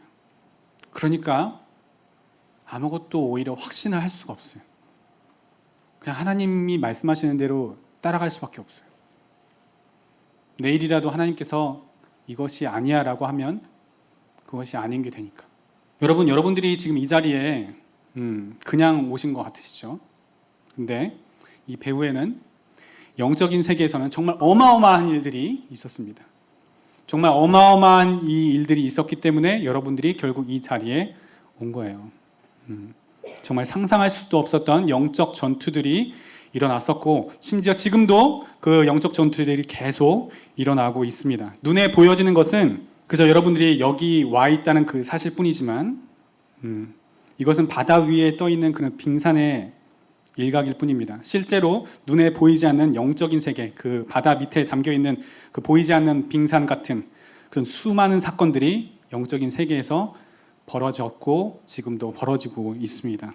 여러분들이 이해하시는 것들이 꼭 모두 진실이 아닐 수 있어요. 제가 앞에서 순종의 이유에 대해서 이렇게 설명한 것들도 있잖아요. 사실은 제가 사람의 언어로 최대한 이해하기 쉽게 풀어낸 것일 뿐이지 실제 이 순종의 영적인 원리는 훨씬 더 깊고 정말 어마어마한 것입니다. 저는 그 중에 한 3%만 이제 공개를 한 거예요. 이런 영적인 세계의 것들을 제가 그날 제가 회개가 터졌던 그날 봐버린 거예요. 영적인 세계를 봐버렸어요. 그걸 보니까 정말 할 말이 아무것도 없어요. 내 생각 속에 옳은 것은 아무것도 없다. 내 안에 주장할 수 있는 것이 아무것도 없어지는 거예요. 그냥 완전히 나를 비워지게 되는 겁니다. 아예 비워버리게 되는 거예요. 그러면 어떻게 될까요? 작은 이번 세례받고 성령의 선물을 받으라. 본문에서는 각각 예수 그리스도의 이름으로 세례를 받으라고 말씀합니다. 자, 세례를 받는다는 것은 무슨 의미인가? 성경에서 세례는 dip과 immerse라는 두 단어를 의미합니다. dip은 이렇게 잠겼다가 나오는 거예요. dip. 찍는 거예요. 딥은. 근데 immerse라는 단어는 아예 그냥 푹 잠겨버리는 거예요. 그렇죠? 이 세례라는 단어는 두 가지 의미를 모두 의미합니다. 우리는 예수 그리스도의 세례를 통해서 예수님께 완전히 잠김받은 그런 immerse된 사람들입니다. 오물을 가득 담은 그런 스펀지를 꾹 짜면 어떤 일이 일어나나요?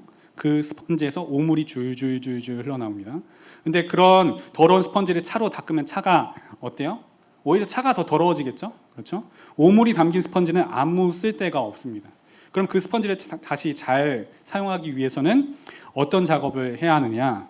스펀지를 물에 담가서 막 빨아야죠. 그러면 오물이 빠져나옵니다. 오물이 스펀지에서 빠져나와요. 그러면 스펀지는 깨끗한 물을 다시 머금게 되는 것입니다. 자, 이것이 세례를 통해서 immerse된 우리의 상태입니다. 깨끗하게 빨아졌어요. 그런데 깨끗한 물을 머금었다고 해서 그걸 계속 물 속에 처박고 있으면 그럼 이 스펀지를 쓸 수 있나? 그럴 수 없죠. 이 스펀지를 다시 물에서 꺼내야 됩니다. 딥, 물에 들어갔다가 나오는 작업이 필요한 겁니다. 딥 하면서 이제는 더 이상 내가 아닌 다른 사람으로 새롭게 다시 태어나는 겁니다. 거듭나는 거예요. 그렇죠? 우리가 회개하게 되면 우리 안에 있는 오물들이 다 빠져나오는 스펀지가 되는 겁니다. 깨끗한 물에 잠겼다가 빠져나왔을 때 그 스펀지는 어떤 상태가 되느냐? 스펀지이긴 해요. 스펀지이긴 한데 그 스펀지는 거의 물인 상태의 스펀지가 되는 겁니다. 깨끗한 물인 상태의 스펀지. 그 스펀지를 꾹 찌르면 뭐가 나오나요? 깨끗한 물이 이제는 줄줄 새어나오죠. 우리가 세례를 받는다는 것은 바로 이러한 상태를 의미하는 겁니다. 꾹 찌르면 예수가 튀어나오는 사람. 이것이 예수 그리스도로 세례를 받은 사람이에요.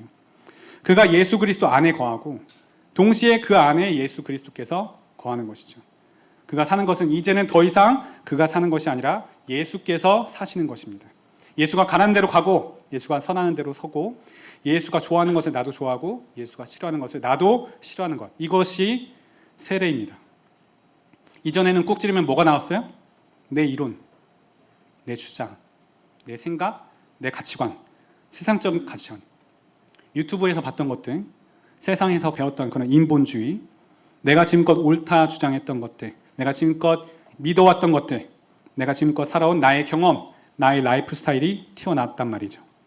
그런데 회개를 통해서 세례를 받으면 이제 옛 것들, 그 옛 사람들, 이전 것들은 다 지나가는 겁니다. 그리고 새 피조물로 바뀌는 것입니다. 이것이 세례를 받는 것입니다.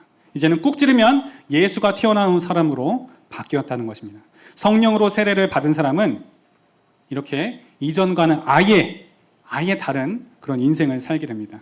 아예 다른 라이프 스타일로 살아가는 겁니다. 다른 마음을 가지며 살아가게 되는 거예요. 보는 시선도 기존에 가졌던 시선으로 사람들을 바라보고 어떤 삶을 바라보는 것이 아니라 세상을 바라보는 것이 아니에요. 다른 눈으로 바라봐집니다. 제가 아까 초반에 MBTI에 대해서 설명을 드리고 자유로운 영혼의 소시오패스 그런데 종교성을 곁들인 이런 거 말씀드렸죠. 그런데 성령을 받으면 시선이 달라집니다. 소시오패스 성령께 그런 게 문제가 됩니까? 성령께서 변화시키지 못할 인간은 없습니다. 하나님의 능력으로 변화되지 않는 사람은 없어요. 나의 기질이 어떻고 적성이 어떻고 재능이 어떻고 지금까지 쌓아온 커리어가 어떻고 그런 거 다 필요 없습니다. 하나님께서 쓰시기로 작정하셨다면 못 쓰게 말릴 방법이 없는 것입니다. 그럼 여러분들이 집중해야 되는 것은 여러분들의 커리어나 적성이나 기질이 아니라 하나님께서 나를 쓰시기로 작정하게 만드는 것입니다. 바울과 베드로를 보도록 할게요. 바울은 어려서부터 율법에 정통하였고 가말리엘 문화생으로 정통 바리새인의 길을 걸었던 사람입니다. 율법으로는 흠이 없어요. 그에 반해 베드로는 그냥 갈릴리 어부 출신이에요. 촌놈입니다. 그러면 이 둘에게 어울리는 사역 대상자는 바울이 아무래도 율법을 잘 알고 있으니까 율법을 잘 알고 있는 이렇게 유대인들을 상대하는 게 맞는 것 같고 베드로는 아무래도 율법에 정통하지는 않으니까 율법을 잘 모르는 이방인의 사도가 되는 것이 괜찮은 그림 같잖아요. 커리어나 적성이나 이런 걸 생각해 보면. 근데 그렇게 쓰셨나요? 바울이 이방인의 사도가 되었습니다. 그렇죠? 베드로는 유대인들을 중심으로 사역을 했어요. 심지어 바울이 뭐라고 합니까? 그동안 쌓았던 모든 커리어를 다 해로 여길 뿐더러 배설물로 여긴다고 했습니다. 여러분들이 사역을 하는 데 있어서 착각하시는 분들이 나는 실력이 부족해. 실력을 더 쌓아야 쓰임받을 수 있어. 이게 착각입니다. 그게 자기 사역이에요. 그게 자기 사역. 베드로가 어부 출신이라 율법을 잘 몰라서 유대인들을 상대로 사역할 때 쩔쩔맸을까요? 아니에요. 전혀 그렇지 않았습니다. 사도행전 4장 8절 제가 그냥 읽겠습니다. 이에 베드로가 성령이 충만하여 이르되 백성의 관리들과 장로들아 이렇게 하면서 쭉 설교를 합니다. 변론을 해요.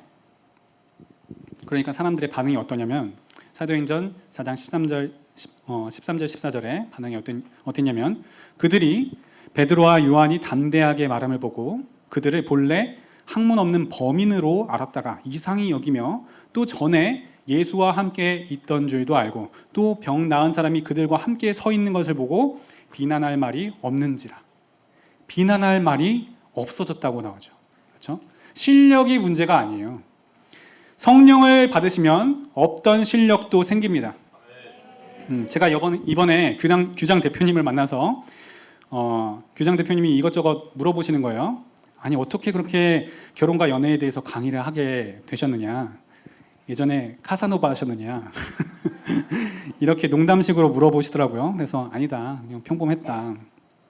그런데 어떻게 이런 사역을 하게 되셨느냐. 그럼 상담을 전공하셨느냐. 아니다. 상담 전공 안 했다. 그런데도 규장 대표님이 대화를 다 마치고 뭐라고 하셨냐면 책 냅시다. 이러시는 거예요. 그렇죠? 여러분 실력이 중요한 게 아니에요. 실력 있는 사람은 이 세상이 널리고 널렸어요. 그렇죠? 수많은 사람들이 있지만 하나님께서 여러분을 쓰셔야만 하는 이유 단 한 가지는 바로 성령입니다. 성령을 받으면 쓰임 받는 것입니다. 그렇죠? 그분이 우리가 해야 할 말을 다 알려주시고 예수님께서 하신 말씀을 다 기억나게 하십니다. 그게 그분의 사역입니다. 제가 국어 멍청이라고 말씀드렸죠? 저는 사람들 앞에 나서서 이것저것 하는 거 진짜 힘들어요. 그나마 다 짜여져 있는 것, 다 미리 약속되어 있는 것들은 괜찮아요. 근데 돌발적인 거, 막 예상치 못할 거, 뭐 임기응변 이런 거 정말 약한 사람입니다. 예전 직장 봉사에 가가지고 무슨 발표를 할 일이 있었어요. 모의 수업 같은 거였는데 10분 딱 준비 시간 주고 발표하라고 시키는 거예요. 대표님이. 벌벌벌 막 떨면서 막 나온 거예요. 이런 자리인데 대표님 있고 막 다른 교사들이 있고 막 하면서 막 하다가 아무것도 못하고 그래서 대표님이 내려와 이렇게 하시고 시범을 보여주셨어요. 그럴 정도로 저는 정말 말은 제가 꿈에도 몰랐어요. 제가 이렇게 말을 하는 사람이 될지. 네. 하나님께서 쓰시겠다고 하면 하나님께서 바꾸시는 겁니다. 기질, 성격, 커리어, 재능 그런 거 다 필요 없어요. 하나님께서 하시겠다고 한다면 그거 다 챙겨주세요. 그리고 못할 것 같으면 그거 잘하는 사람을 옆에 붙여주세요. 걱정할 거 하나도 없어요. 그렇죠? 저는 저와 제 아내, 저희 가정이 하나님께서 예정하신 그 하나님의 계획을 이루어가는 가정이라고 확신합니다. 저는 하나님께서 저와 제 가정에게 이 사명을 주셨고 이 사명이 이루어져 가고 있다고 믿습니다. 저와 제 아내, 제 가정에게 일어났던 이 하나님의 역사들을 통해서 정말 많은 사람들이 도전받고 또 감명받고 자신의 결혼 이슈를 하나님의 기쁨이 되도록 올려드리고 있어요. 이거는 정말 그냥 하나님이 하셨다고밖에 말할 수가 없어요. 네. 태초부터 우리를 지으시기로 작정하신 그분이 친히 모든 것을 이루실 것입니다. 여러분은 성령만 받으시면 됩니다. 큰 3번이 마음의 상처 치유인데 시간 관계상 넘어가고 혹시나 시간이 남으면 그때 하도록 하고요. 그래도 결혼과 연애 특강이잖아요. 결혼 얘기를 해야 되잖아요. 그렇죠? 네. 네 번째인데 큰 3번이라고 할게요. 큰 3번. 하나님의 음성을 듣는 삶. 저희 교회에는 중보기도 학교라는 프로그램이 있어요. 그 프로그램에 이제 참석했을 때 제가 제 아내를 처음 보게 되었어요. 우리 교회에 저런 자매가 있었나? 이랬어요. 되게 뭔가 귀엽고 좀 이렇게 아담하게 생긴 그런 자매였어요. 호감이 있긴 한데 개인적으로는 전혀 아는 사이가 아니었어요. 그 뒤로 제가 교회 사모님을 찾아가서 이 자매님 제가 좀 기도 좀 해보고 싶습니다 이렇게 말씀드렸죠. 그랬더니 사모님께서 알겠다 기도해보라 이렇게 하시는 거예요. 그래서 그때부터 기도를 시작을 했습니다. 처음에는 이 사람이 하나님께서 예정하신 배우자가 맞습니까? 이런 기도를 시작을 했어요. 그런데 하나님께서는 거기에 대해서는 가타부타 말씀 안 하시고 한 장면을 보여줬습니다. 한 3살쯤 돼 보이는 여자아이였어요. 직감적으로 그 아이가 제 딸인 것을 알았어요. 그때 제가 요리를 이렇게 하고 있었는데 제가 취사병 출신입니다. 그래서 식칼로 이렇게 음식 재료를 이렇게 막 자르고 있었어요. 근데 그 아이가 저한테 그 식칼을 달라고 하는 거예요. 근데 당연히 못 주죠. 이 칼은 그냥 장난감 칼이 아니니까. 그래서 그 아이가 상하게 할 수 있으니까 그때는 못 줬습니다. 근데 그 아이가 14살이 돼가지고 이제 중학생 정도 되었어요.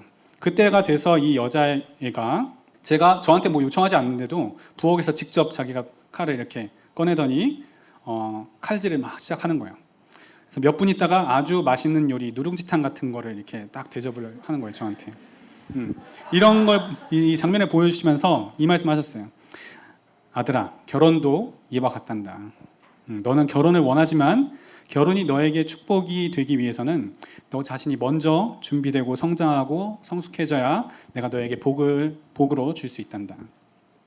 준비되지 않은 결혼은 오히려 너와 너의 배우자를 상하게 하고 또 너의 가정을 힘들게 할 수 있단다.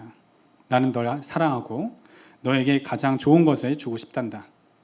이것이 제가 결혼 기도를 하면서 받은 첫 기도 응답이었어요. 이 응답을 필두로 이제 하나님께서는 하나님의 때에 하나님의 사람과 하나님의 방법으로 이제 결혼을 인도한 바야 할 거에 대해서 이제 기도할 때마다 조금씩 그 결혼의 원리를 풀어주시는 거예요. 그리고 이것에 대한 세세한 내용들을 이제 기도하면서 마음 가운데 메시지를 받아서 수길과 하나님께서 제 기도를 이렇게 인도해 가시는데요. 앞에서 이제 아직 말씀 안 드렸구나. 상처 치유에 대한 말씀도 이렇게 해주셨어요.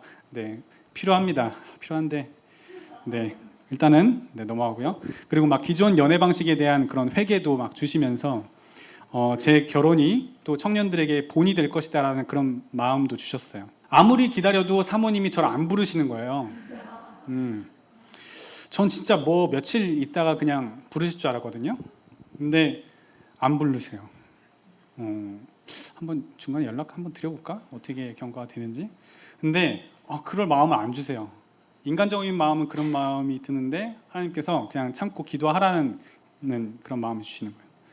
그래서 그렇게 기도하기 한 9개월째 됐어요. 9개월째. 약간 쓴뿌리? 그 자매를 교회 1층에서 딱 보게 되는데요. 좀 화가 나는 거 있잖아요. 화가 나는 거. 아니 사귀는 사람이 있으면 있다고 하든지 그것도 아니면 그냥 깔끔하게 포기를 하든지. 지금 이게 몇 개월째야 이게. 아니 자매가 이 사람만 있는 것도 아니고 내가 뭐 꿀리는 것도 아니고 아니 기면 기다 아니면 아니다 뭐 확실하게 뭐 의사를 표현을 해야지. 나 좋다는 사람이 많아 왜 이래 막 이러면서 지금 몇 개월째야 이게 막 이랬어요. 속으로 속으로. 네. 그러면서 이제 9개월이 지나니까 이제 그냥 내려놓게 되는 거예요. 그냥 내려놓자. 근데 아내는 그때부터 하나님께서 저에 대한 마음을 바꿔주시는 거예요. 교회에서 저에 대한 안 좋은 소문이 있었어요. 좀 특이하다. 저 형제 진짜 좀 특이해. 맨날 생식만 먹고 다니고, 할아버지도 아니고 말이야. 심지어 수련회까지 와가지고, 생식만 먹어. 특이하죠? 그렇게 선입견들이 있었대요. 근데 꿈을 통해서 어떻게 이제 하나님께서 저희 아내한테 말씀하셨냐면 너만 존귀한 것이 아니라 나에게 있어 그 형제도 존귀하다라는 마음을 주셨다고 합니다. 그러면서 3가지 꿈으로 확증을 주셨대요. 첫 번째 꿈은 오아시스 꿈이었대요. 한참을 이제 사막을 걷다가 오아시스를 발견하고 있는데 이 물이 깨끗한 물인지 똥물인지 몰라가지고 마실지 말지를 이제 고민하고 있었다는 거예요. 근데 하나님께서 이제 마시라는 음성을 주셨대요. 제가 똥물이 아닌 거죠.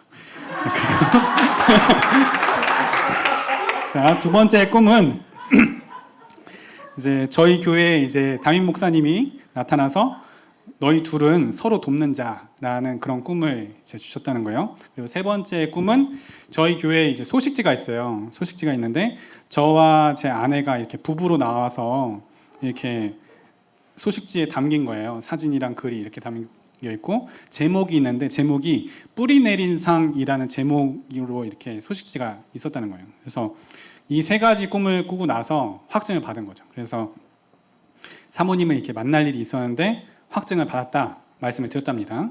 사모님께서는 저한테 그 자매에게서 연락이 왔는데 만나보겠느냐라고 하시는 거예요. 근데 저는 이미 내려놓은 상태죠.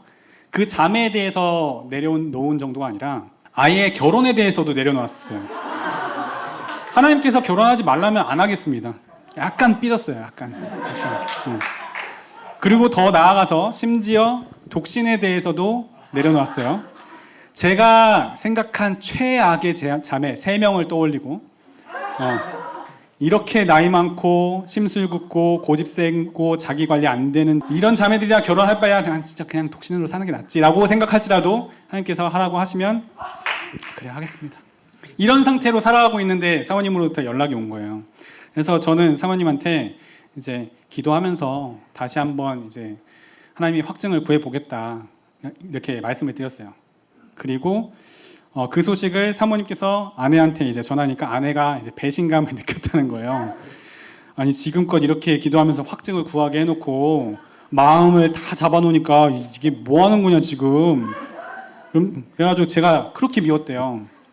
배신감도 들고 뭐 저런 형제가 다 있나. 그런데 하나님께서 아내에게 너만 힘든 거 아니다. 그 형제는 더 힘들다라는 마음을 주셨다는 거예요. 그때 저는 저대로 어떤 상황이었냐면 이제 기도하면서 주신 말씀이 2가지 말씀이 있었어요. 고린도전서 1장 10절 말씀이 형제들아 내가 우리 주 예수 그리스도의 이름으로 너희를 권하노니 모두가 같은 말을 하고 너희 가운데 분쟁이 없이 같은 마음과 같은 뜻으로 온전히 합하라. 이게 제가 첫 번째로 결혼에 대한 확증으로 받은 말씀이었고 두 번째 말씀은 창세기 24장에 대한 말씀이었어요. 그때 이제 이삭은 본인이 좋아하는 사람을 배우자로 선택하지 않았어요. 그렇죠? 그 권리를 아버지에게 양도했고 아버지도 자기 자신이 자신의 며느리감을 선택하지 않았습니다. 그 권리를 자기의 늙은 종 엘리에셀에게 양도했습니다. 그 늙은 종도 자기가 스스로 자기가 마음에 드는 사람을 선택하지 않았어요. 그 엘리에셀의 기도에서 보면 주께서 주의 종 이삭을 위하여 정하신 자를 만나게 해주시기를 기도합니다. 그렇죠? 이 종도 하나님께 이 권리를 양도했어요. 그래서 하나님께서 정하신 자를 만나게 하시기를 기도하였습니다. 저 역시 이러한 과정으로 그렇게 결혼을 인도함 받고 싶은 거예요. 내가 고르는 그런 것이 아니라 한 마음과 한 성령 안에서 한 뜻으로 분쟁이 없이 그렇게 온전히 합하는 그런 결혼을 인도함 받고 싶은 거예요. 그래서 저는 제 아버지와 어머니한테 우리 3일 동안 기도해보면서 하나님께서 각자에게 말씀해 주신 자매가 있다면 이야기해보자고 했어요. 그리고 만약 우리가 한 성령 안에서 이렇게 기도를 한다면 하나님께서 우리 모두에게 같은 자매를 말씀해 주시지 않겠느냐. 그리고 만약 그 자매가 하나님의 뜻이라면 그 자매에게도 나에 대한 그 하나님의 응답을 주실 것이고 그리고 심지어 사랑하는 감정까지도 부어주시지 않겠느냐 말씀을 드렸죠. 아버지께서도 어머니께서도 다 오케이 하셔가지고 3일 동안 기도를 했어요. 다 내려놓고 기도를 하는데 하나님께서 또 아내를 말씀하시는 거예요. 다 내려놓고 이제 기도를 했는데 그리고 아내와 함께 이제 집안을 청소하는 장면을 보여주시는 거예요. 그러면서 제 아내에 대한 확신을 주셨어요. 그래서 또 이렇게 말씀하시는 거라면 정말 이제는 빼박이다. 분명 아버지와 어머니에게서도 이 자매 이야기가 나오겠구나 생각해가지고 3일 뒤에 모였죠. 그래서 당연히 아버지와 어머니께서 아내의 이름을 말씀하실 줄 알았는데 아니었어요. 아버지께서 말씀하신 자매가 다르고 어머니께서 말씀하신 자매가 다르고 제가 말한 자매가 다 다른 거예요. 뭐야 이거? 뭐야? 아무튼 기도할 때 그냥 이름만 딱 주시지 않잖아요. 그래서 어떤 마음의 동기와 어떤 소원을 주시니까 그거를 조금 이렇게 교제를 해보자라고 했어요. 돌아가면서 아버지부터 이제 나눴어요. 아버지께서 그동안 이렇게 같이 이렇게 사역을 하면서 이 자매가 외모도 괜찮은데 외모에 비해서 정말 성격도 털털하고 또 싹싹하고 영혼들을 정말 섬기는 데 있어서 굉장히 헌신적이다라는 거예요. 그래가지고 3일 동안 기도하면서 주시는 응답을 나누자고 했는데 왜 평소에 봐둔 며느리감을 말씀하시나 약간 좀 그랬어요. 그래가지고 그렇게 따지면 나도 지금까지 받았던 사람들 많은데 그 사람 얘기하지. 그래가지고 원래 그 하나님의 음성을 듣는 훈련이 있어서 가장 처음에 하는 작업이 뭐냐면 선지식을 내려놓는 거거든요. 선지식을 내려놓아야지 하나님의 음성을 깨끗하게 들을 수 있어요. 근데 저희 아버지가 나눈 거는 지금까지의 선지식을 나누는 거예요.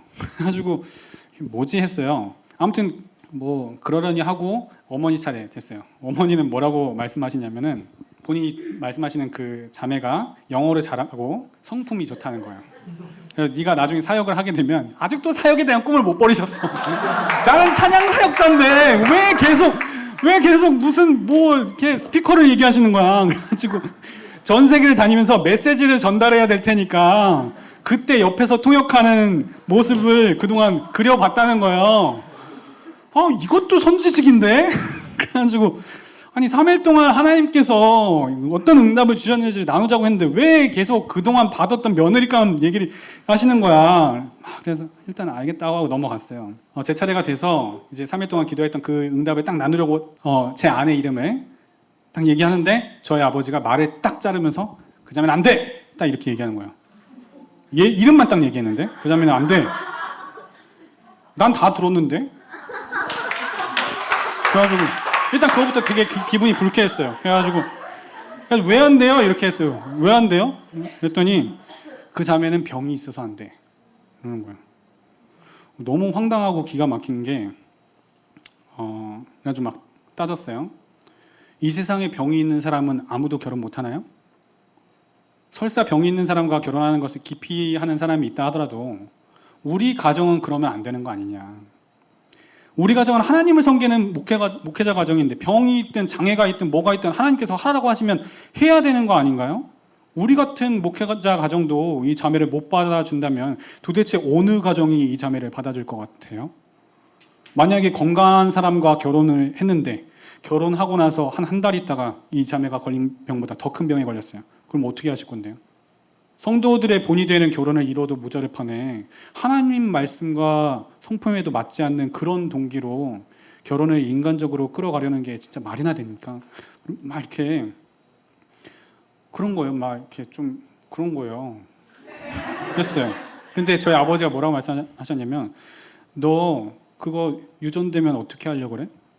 그 병 유전되면 어떻게 하려고 그래? 네 안사람은 그렇다 쳐도 네 자녀들도 그렇게 되면은 너 그때는 어떻게 할래? 약간 쫄았어요. 사실 쫄았어요. 근데 한 3시간 동안 이렇게 엄청 논쟁을 벌였어요. 아버지랑. 근데 도저히 말이 안 통해요.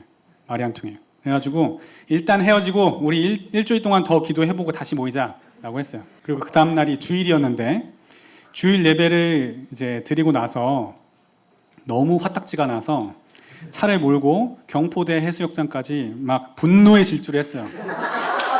여기서 경포대까지 2시간도 안 걸렸어요. 네, 진짜 분노의 질주. 진짜 영화 찍었죠. 해가 질 때쯤 해가지고 도착해가지고 경포대에서 진짜 그 해수욕장에서 고래고래 소리를 질렀어요. 아니 하나님 어떻게 이럴 수가 있습니까? 막 그러면서 분명히 하나님께서 응답으로 같은 마음 같은 뜻으로 한 성령 안에서 분쟁이 없이 결혼을 이루게 될 거라고 말씀하셨잖아요. 뭐야 이게. 그래가지고 자신의 선지식을 다 내려놓고 오직 하나님께만 뜻을 구하면서 하나님께서 말씀하신 한 사람이라면 우리 모두에게 같은 응답을 주실 거라고 생각했는데 뭐예요 이게? 방법이 잘못된 건가요? 아니 어떻게 마음이 이렇게 갈릴 수가 있나요? 이럴 줄 알았으면은 제가 부모님한테 이렇게 하자고 얘기 안 했죠. 처음에는 감정을 내려놓게 하시고 다음에는 결혼을 내려놓게 하시고 그 다음에는 독신을 내려놓게 하시더니 이제는 또 뭘 더 내려놓아야 합니까? 하겠다고요. 결혼하겠다고요. 하나님 뜻대로 다 따라서 하겠다고요. 누구와 결혼하든 상관없고 결혼 안 해도 상관없어요. 그냥 종결만 지어주세요. 답답한 마음에 막 하나님께 따지면서 막 기도를 했어요. 그런데 경포대를 이렇게 쭉 따라서 가다 보면은 다리가 나오고 그 다리를 이렇게 지나서 돌면 그 안에 경포호가 있어요. 네, 경포호는 호수예요. 호수인데 굉장히 잔잔하고 고요하거든요. 그러면은 경포대 있고 그 사이에 호텔 있고 경포호가 있어요. 여긴 조용해요. 이쪽은 바다가 파도가 치고 막 바람이 부니까 엄청 시끄러운데 그냥 가만히 있어도 이쪽은 엄청 조용해요. 이렇게 고래고래 소리를 지면서 하나님께 따질 수가 없는 거예요. 경포호에서. 그래서 조용하게 이렇게 산책을 하고 있었어요. 근데 아까 제가 이제 기도실에서도 마찬가지지만 이렇게 하나님은 항상 이렇게 고요하실 때 말씀하세요. 저한테 조용해졌을 때 아들아 고개를 들어서 하늘을 좀 볼래? 이렇게 말씀하시는 거예요. 고개를 들어서 이렇게 하늘을 보는데 별들이 진짜 막 쏟아질 것처럼 엄청나게 많은 별들이 이렇게 보이는 거예요. 그러면서 방금 전까지 이렇게 불평하고 있었는데 갑자기 찬양이 흘러나오는 거예요. 주 하나님 지으신 모든 세계 막 이 찬양이 막 흘러나오면서 너무 경이로우니까 너무 경이로우니까 그랬어요. 네, 이 찬양을 막 부르는데 그 찬양 가운데 하나님께서 제게 주신 마음이 아들아 이렇게 수많은 별들 이렇게 거대한 우주가 내가 지은 그 질서 안에서 다 움직이고 있는 거란다. 전 우주를 창조하고 관리하고 있는 내가 너 개인의 그 결혼 문제 하나 해결하지 못할 것 같으냐? 그렇게 말씀하시는데 진짜 제가 가지고 있는 이 결혼 문제가 너무나 작게 느껴지는 거예요. 하나님께서 이 문제를 해결하기로 마음만 먹으시면 이건 정말 아무것도 아닌 일이구나 라는 게 마음속으로 이렇게 믿어지는 거예요. 다음 찬양이 또 흘러나옵니다. 날 사랑하심, 날 사랑하심, 날 사랑하심 성경에 써있네. 너무 반전이 심하죠? 네. 내가 널 사랑한다. 이 마음이 막 느껴져요. 내가 널 사랑하는 만큼 너에게 약속한 그 말씀 내가 반드시 이룰 것이다. 하지만 그것은 그저 자동적으로 이루어지는 것이 아니다 라고 하는 그 마음을 주시면서 일주일 동안 아예 풀금식 하면서 기도를 할 것을 마음을 주시는 거예요. 그래서 일주일 동안 물만 먹으면서 이제 기도에 전념했습니다. 아이가 병에 걸리면 어떡해요? 그래서 아이가 자기 엄마 원망하면 어떡해요? 기도했어요. 그때 하나님께서 주신 말씀은 요셉과 마리아 말씀을 주셨어요. 마리아가 임신한 것을 보고 요셉이 조용히 이렇게 이혼을 하려고 했죠. 그때 이제 천사가 와서 너의 아내 데려오기를 두려워 말라 라고 하신 말씀을 기억하게 하셨습니다. 그러면서 주시는 말씀이 아이들은 내가 지킬 것이다. 이 아이들은 너의 아이들이 아니야. 내가 너에게 맡긴 내 아이들이야. 내 아이니까 내가 책임질 거야.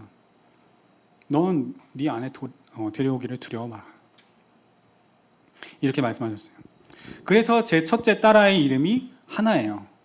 내 아이가 아닌 하나님의 아이라는 이름에서 최하나, 하나님의 딸이라는 뜻이죠.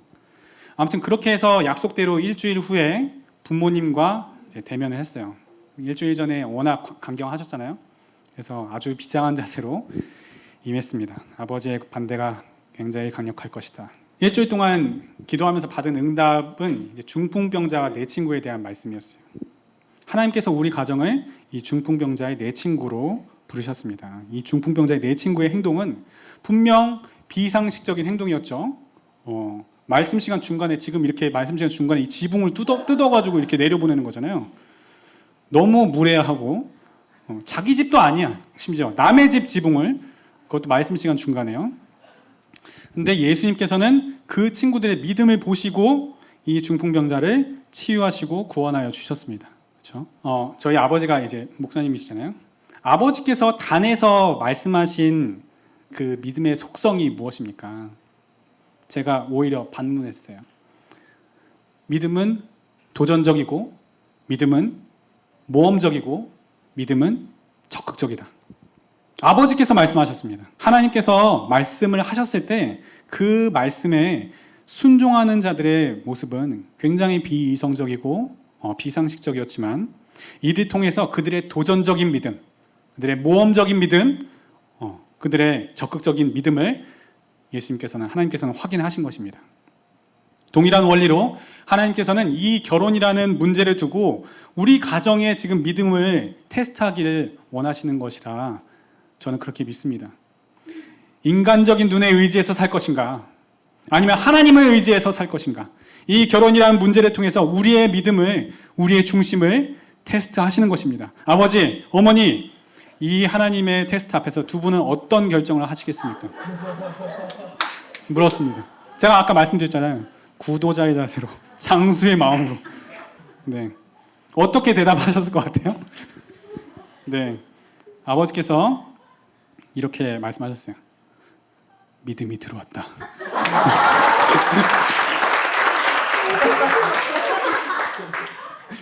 네 말을 듣는데 우리 가정을 그렇게 부르셨다는 믿음이 들어왔다. 네. 아마도 믿음이 들어와셔서 그렇게 말씀하신 걸 수도 있고 약간 두려워서 하신 걸 수도 있고 그때 당시에 이제 일주일 동안 풀금식하니까 이제 피골이 상접했거든요. 이대로 계속 반대하다가 이제 아들이 죽겠구나라고 생각하셔서 허락하신 걸 수도 있고 몰라요. 뭐 어떻게 하신 건지 모르겠지만 어쨌든 저희 아버지는 그렇게 대답을 하셨어요. 네, 속으로는 이렇게 쉽게 될 분이 아닌데 이렇게 생각을 했는데 근데 일주일 사이에 그렇게 달라진 거예요.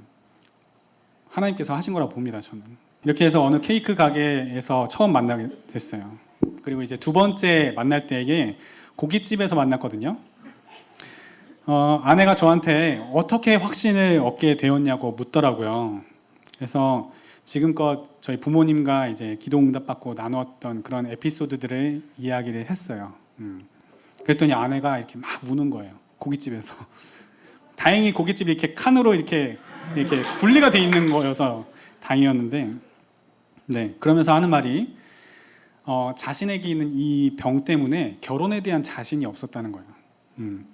그래서 하나님께 고백을 하기를 형제가 이 문제에 대해서 아무렇지도 않게 받아들일 수 있는 사람이라면 내가 배우자인 줄 확신하겠다. 그리고 거기에다가 하나 더해서 자신에게 이렇게 문제가 있다는 걸 내 입으로 내가 먼저 이야기를 꺼내가 너무 힘들고 어렵다는 거예요. 그럴 수 있잖아요. 그렇죠? 이것까지도 하나님께 맡겨드리겠습니다. 어떻게 풀어가시나 하나님께서 잘 풀어주세요 라고 기도를 했다는 거예요. 근데 지금 그 고깃집에서 제가 먼저 아내의 병에 대해서 얘기를 나누고 그거를 그 연약함을 아무렇지도 않게 생각할 뿐더러 받아들일 뿐더러 이거에 대해서 하나님께서 확신해 주셨다라고 얘기를 하니까 너무 위로가 되고 감사가 된다는 거예요. 그래서 막 울더라고요. 고깃집에 오기 전까지만 해도 저희 장모님이랑 어떻게 얘기를 했냐면 이걸 언젠가는 한번 얘기를 해야 되는데 이용지한테 어떻게 얘기를 해야 되나 막 이렇게 조마조마했었다는 거예요. 그런데 제가 그 얘기를 하니까 그것 때문에 그 마음 안에 이렇게 부담감, 응어리져 있던 것들이 확 풀리면서 하나님의 응답에 대해서 확신해 주시고, 그렇죠? 그걸 이 기쁜 소식을 자기 엄마한테 전화해가지고 했더니 장모님도 막 너무 감사해했다. 그래서 감사 기도를 올리게 되었다. 네, 그런 일이 있었습니다. 이렇게 해서 저희 부부는 이미 싱글 때 받은 그 하나님의 응답을 서로 만나면서 재확인하는 과정을 거치게 되었던 거예요. 여러분이 싱글 때 준비해야 되는 것 세 번째는 세 번째죠. 네. 하나님의 음성을 듣는 삶입니다.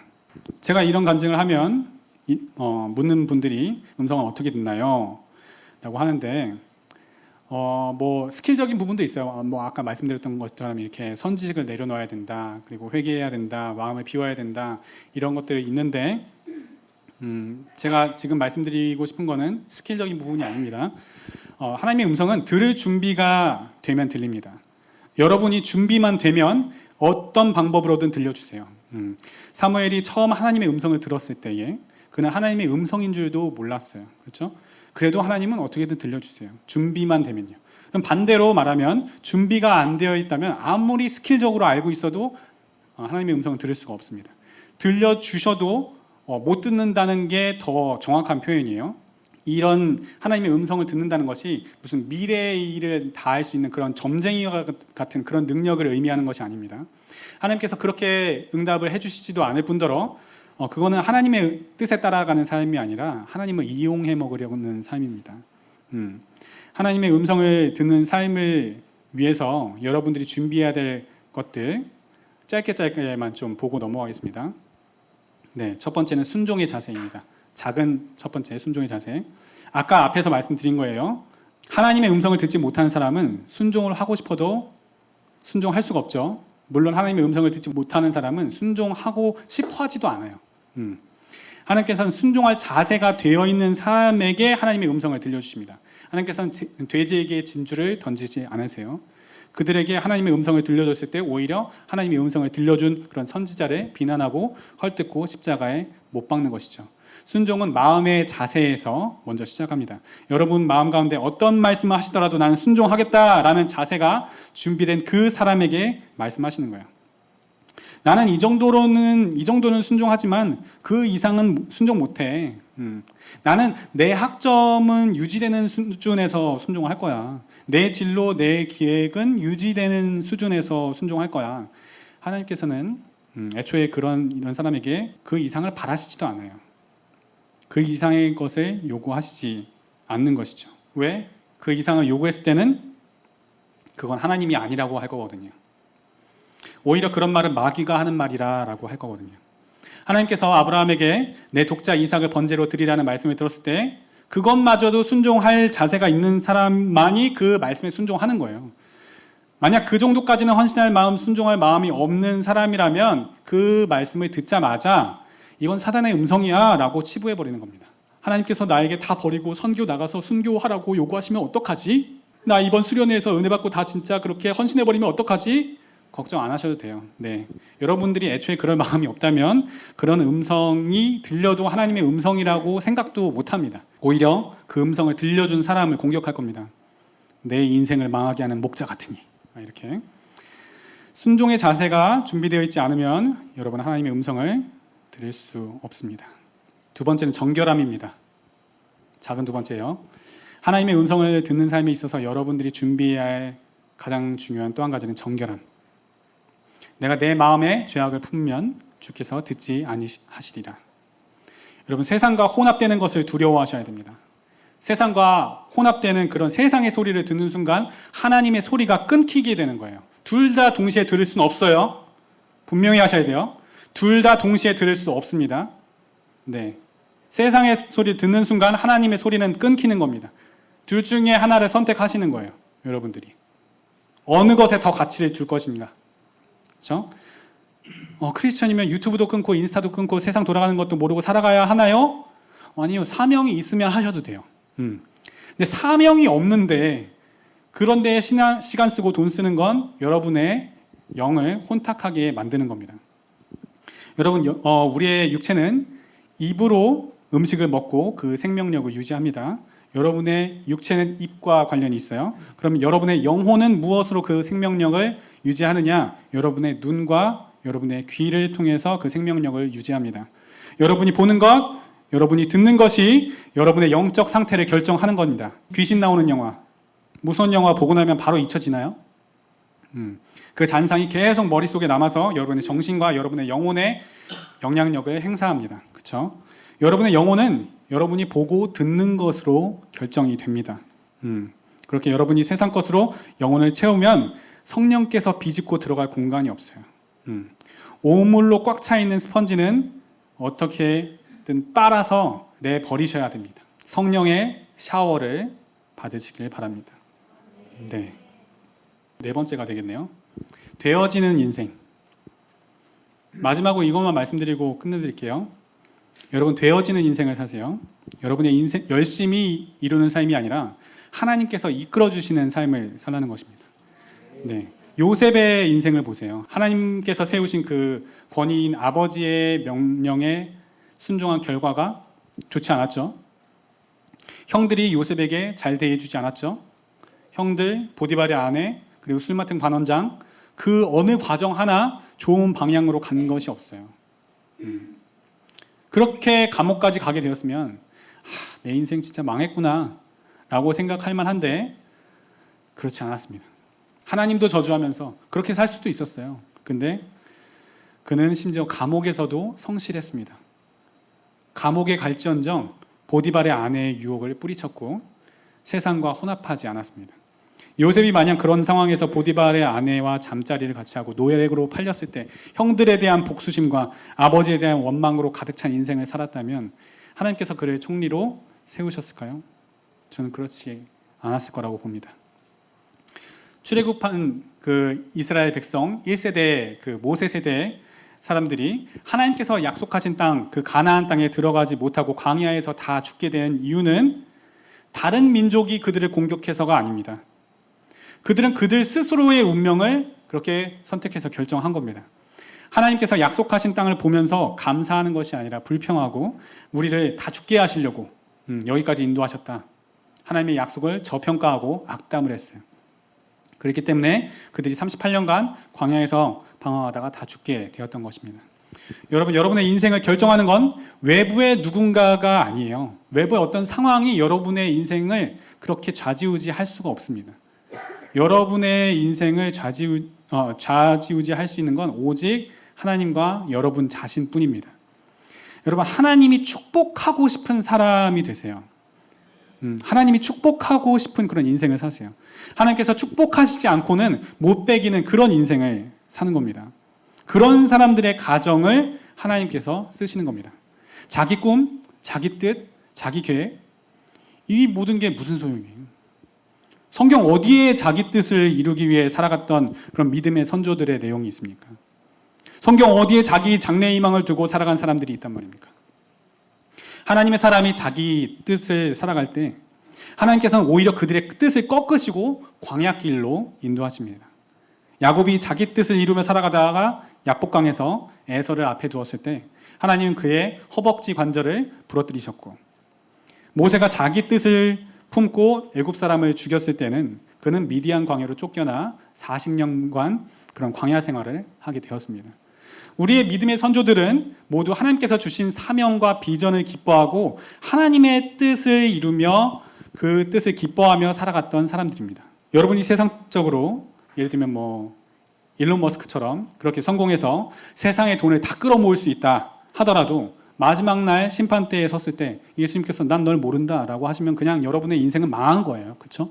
여러분은 여러분의 꿈을 이루기 위해 태어난 존재들이 아닙니다. 여러분의 꿈은 천국에선 아무 의미 없습니다. 오히려 꿈이 있어도 하나님의 나라와 의를 위해 살면 하나님께서 여러분의 소원까지도 그 꿈까지도 하나님께서 이루시는 거예요. 이것이 마태복음 6장 33절의 원리입니다. 제가 이제는 책을 내게 되는데요. 아시는 분들도 계시겠지만 제가 처음 유튜브를 하게 된 계기는 주의 성수를 하지 못하는 한 형제를 돕기 위함이었어요. 이 형제가 평소에 유튜브를 자주 시청한다는 걸 알고 있었고 또 결혼에 대해서도 상당한 관심이 있었기 때문에 이제 믿음의 결혼에 대해서 도전도 주고 또 신앙의 원리도 이제 깨닫게 하고 또 주일 말씀도 메시지 안에 이렇게 녹여서 전달하면 이 형제가 주일 예배에 대한 사모함도 가질 수 있겠다는 그런 마음에 그렇게 영상을 제작해서 업로드하기 시작했습니다. 이데인 라이프 채널은 그렇게 시작한 거예요. 그리고 규장에서 이제 하마성경 책이 나오는 걸 보면서 저도 책을 써보고 싶다는 그런 소원함이 생기는 거예요. 근데 한 가지 드는 생각은 힘들게 책 원고를 썼는데 아무 출판사에서도 책 안 내주면 어떡하나라는 그런 생각이 있었어요. 실제로 그런 분들이 있어서 자기가 1인 출판사를 이렇게 차려서 책을 내시는 분들도 있더라고요. 근데 그렇게 하면 정말 그 일 말고는 아무것도 못 하잖아요. 그러니까 내가 주부도 아니고 그렇게는 안 되잖아요. 그러니까 집사님도 정수 집사님도 처음부터 그렇게 메이저 출판사에서 내는 건 기대하지 말라고 하시더라고요. 그래서 저도 규장에서 내고 싶긴 한데 정말 규장에서 내주면 좋겠는데 정말 그러면 정말 좋겠다. 이런 거만 있었어요. 그때가 이제 작년 12월이었는데 제가 출석하는 교회에서 이제 다니엘 기도회가 있었어요.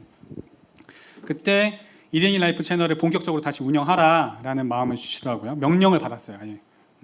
소원함을 따라서 이제 채널 운영을 본격적으로 시작을 하는데 구독자가 슬슬 늘더니 이제 12월에 1000명이었는데 1월에 2000명, 2월에 3000명 이렇게 되는 거예요. 3월부터는 강의 문의가 이렇게 들어와요.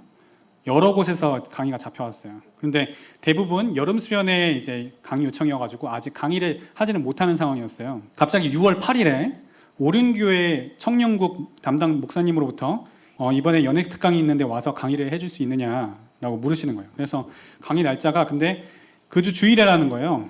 원래 섭외되어 있던 분이 있었는데 그분이 취소가 되고 급하게 연락을 드리게 되었다. 그래서 어떻게 됐냐면 금요일부터 메시지를 준비해서 주일날 메시지를 전달했어요. 돌아오는 길에 하나님께서 말씀하시는 것이 오륜교회가 여리고성이라면 세금성교회는 아이성이라는 거예요.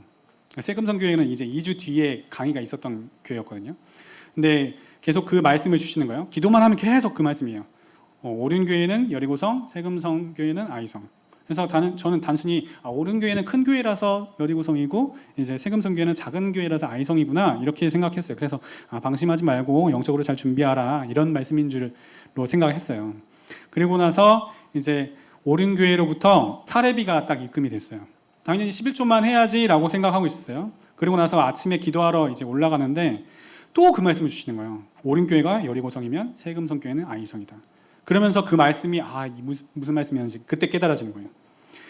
이스라엘 백성들이 2세대 그 여호사 세대들이 이제 요단강을 건너서 길갈에 모여서 첫 전투, 승리한 첫 성이 여리고성이잖아요. 그 첫 전투로부터 정말 쉽게 빙글빙글 돌기만 해서 승리를 하였습니다. 그때 하나님께서 이스라엘 백성들에게 명령하신 것이 있죠. 그 성에 어떤 것도 탈취하지 말라. 그런데 아간이 그 성에서 탈취를 하였고 그 죄 때문에 여리고성보다 훨씬 더 작은 아이성에서 정말 쓰디쓴 패배를 맛보게 되었습니다. 이것을 생각하면서 첫 승리, 첫 것은 하나님 것인데 이것을 내가 탈취하려고 했었구나. 이것을 말씀하시려고 여태 나한테 오륜교회는 여리고성, 세금성교회는 아이성이라고 말씀하신 것이었구나. 내가 정말 소탐대실할 뻔했구나. 이것을 깨닫게 되었습니다. 기도가 끝나자마자 바로 아내한테 카톡했어요. 여보, 이건 카톡이 아니지. 카톡했어요. 여보 기도하는데 이번에 오륜교회에서 받은 거 다 드리고 싶은 마음을 주시는데 어떻게 생각해요? 하는데 아내가 엄지척 이모티콘 하나 딱 보내더라고요. 그래서 그 일을 이제 아침에 있었던 그 일을 잊고 있었어요. 근데 그날 저녁에 규장 편집팀장님으로부터 연락이 왔어요. 그분이 이제 오륜교회 집사님이시면서 오륜교회 개간지 그 교정 기자라고 하시더라고요. 그래서 오륜교회 청년부 기자들 말이 연애 특강 반응이 굉장히 뜨거웠다. 말씀 요약본을 보니까 적극 공감이 간다. 그러면서 제 인스타그램 소개에 작가는 진행 중이라고 하셨는데 혹시 향후에 결혼과 연애에 관한 그런 책을 출간을 염두에 두시고 계시면 한번 뵐 수 있느냐 이렇게 연락이 온 거예요. 그래서 그 소식을 아내한테 제일 먼저 전했는데 아내가 딱 하는 말이 아침에 여보가 하나님께 중심을 드리니까 하나님께서 풀어주셨네 라고 하는 거예요. 듣고 보니까 정말 그런 것 같은 거예요. 그래서 그 다음 주에 규장 대표님과 만나는데 규장 대표님이 저랑 만나기 전에 저를 두고 기도하시는데 하나님께서 이렇게 말씀하셨다는 거예요. 이 형제에게 깊은 우물이 있다. 내가 이제 이 우물에 물을 길어 사용할 것이다. 그리고 결론적으로 이제 책을 내자고 하시는 거예요. 규장 대표님 만나고 돌아오는데 정말 이해가 안 되는 거예요. 왜 하나님께서 나를 이렇게 인도하실까? 왜 하나님께서 내 인생을 이렇게 인도해 가실까? 나보다 기도 많이 하는 사람도 많은데, 나보다 인격 훌륭한 사람도 얼마나 많은데, 나보다 신앙에 열심이고 전도도 열심히 하는 사람도 많은데, 나는 오히려 교회에서 정말 자유로운 영혼으로 어찌 보면 좀 이단아처럼 그렇게 잘하는데, 선교단체에서 훈련도 대충 받고 뭐 하나 제대로 헌신한 것도 없는데 오히려 교회를 대적하고 하나님을 대적하면서 살았던 사람인데 왜 세상에서 나보다 연애 특강 더 잘하는 사람 많을 텐데 왜? 하나님께서 왜 나를 이렇게 인도하실까? 아무리 생각해도 은혜라는 단어 외에는 이것을 설명할 다른 것이 떠오르지 않는 거예요. 돌아오는 길에 눈물이 계속 줄줄줄 흐르더라고요. 왜 내 인생을 이렇게 인도하실까? 왜 내 인생을 이렇게 되어지게 하실까? 그냥 은혜예요. 은혜더라고요. 저에게 깊은 우물은 은혜입니다.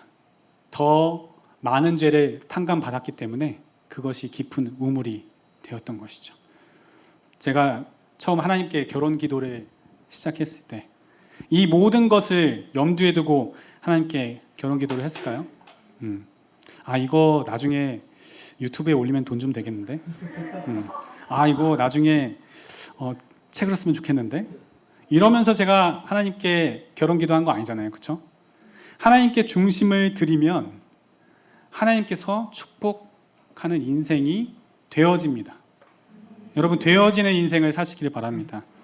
여러분이 이 자리에 나온 것만으로도 이미 되어지는 인생의 첫 발을 떼신 거라고 믿습니다. 여러분의 인생에 있어서 하나님과 함께한 그 시간들, 그 추억들은 반드시 쌓여져 가는 것입니다. 하나님께 여러분의 인생을 드려보세요. 결코 후회하지 않습니다. 하나님과 함께 그렇게 쌓아갔던 것들은 영원한 거예요. 영원한 거예요. 하나님께서 축복하고 싶은 인생을 사시길 바랍니다.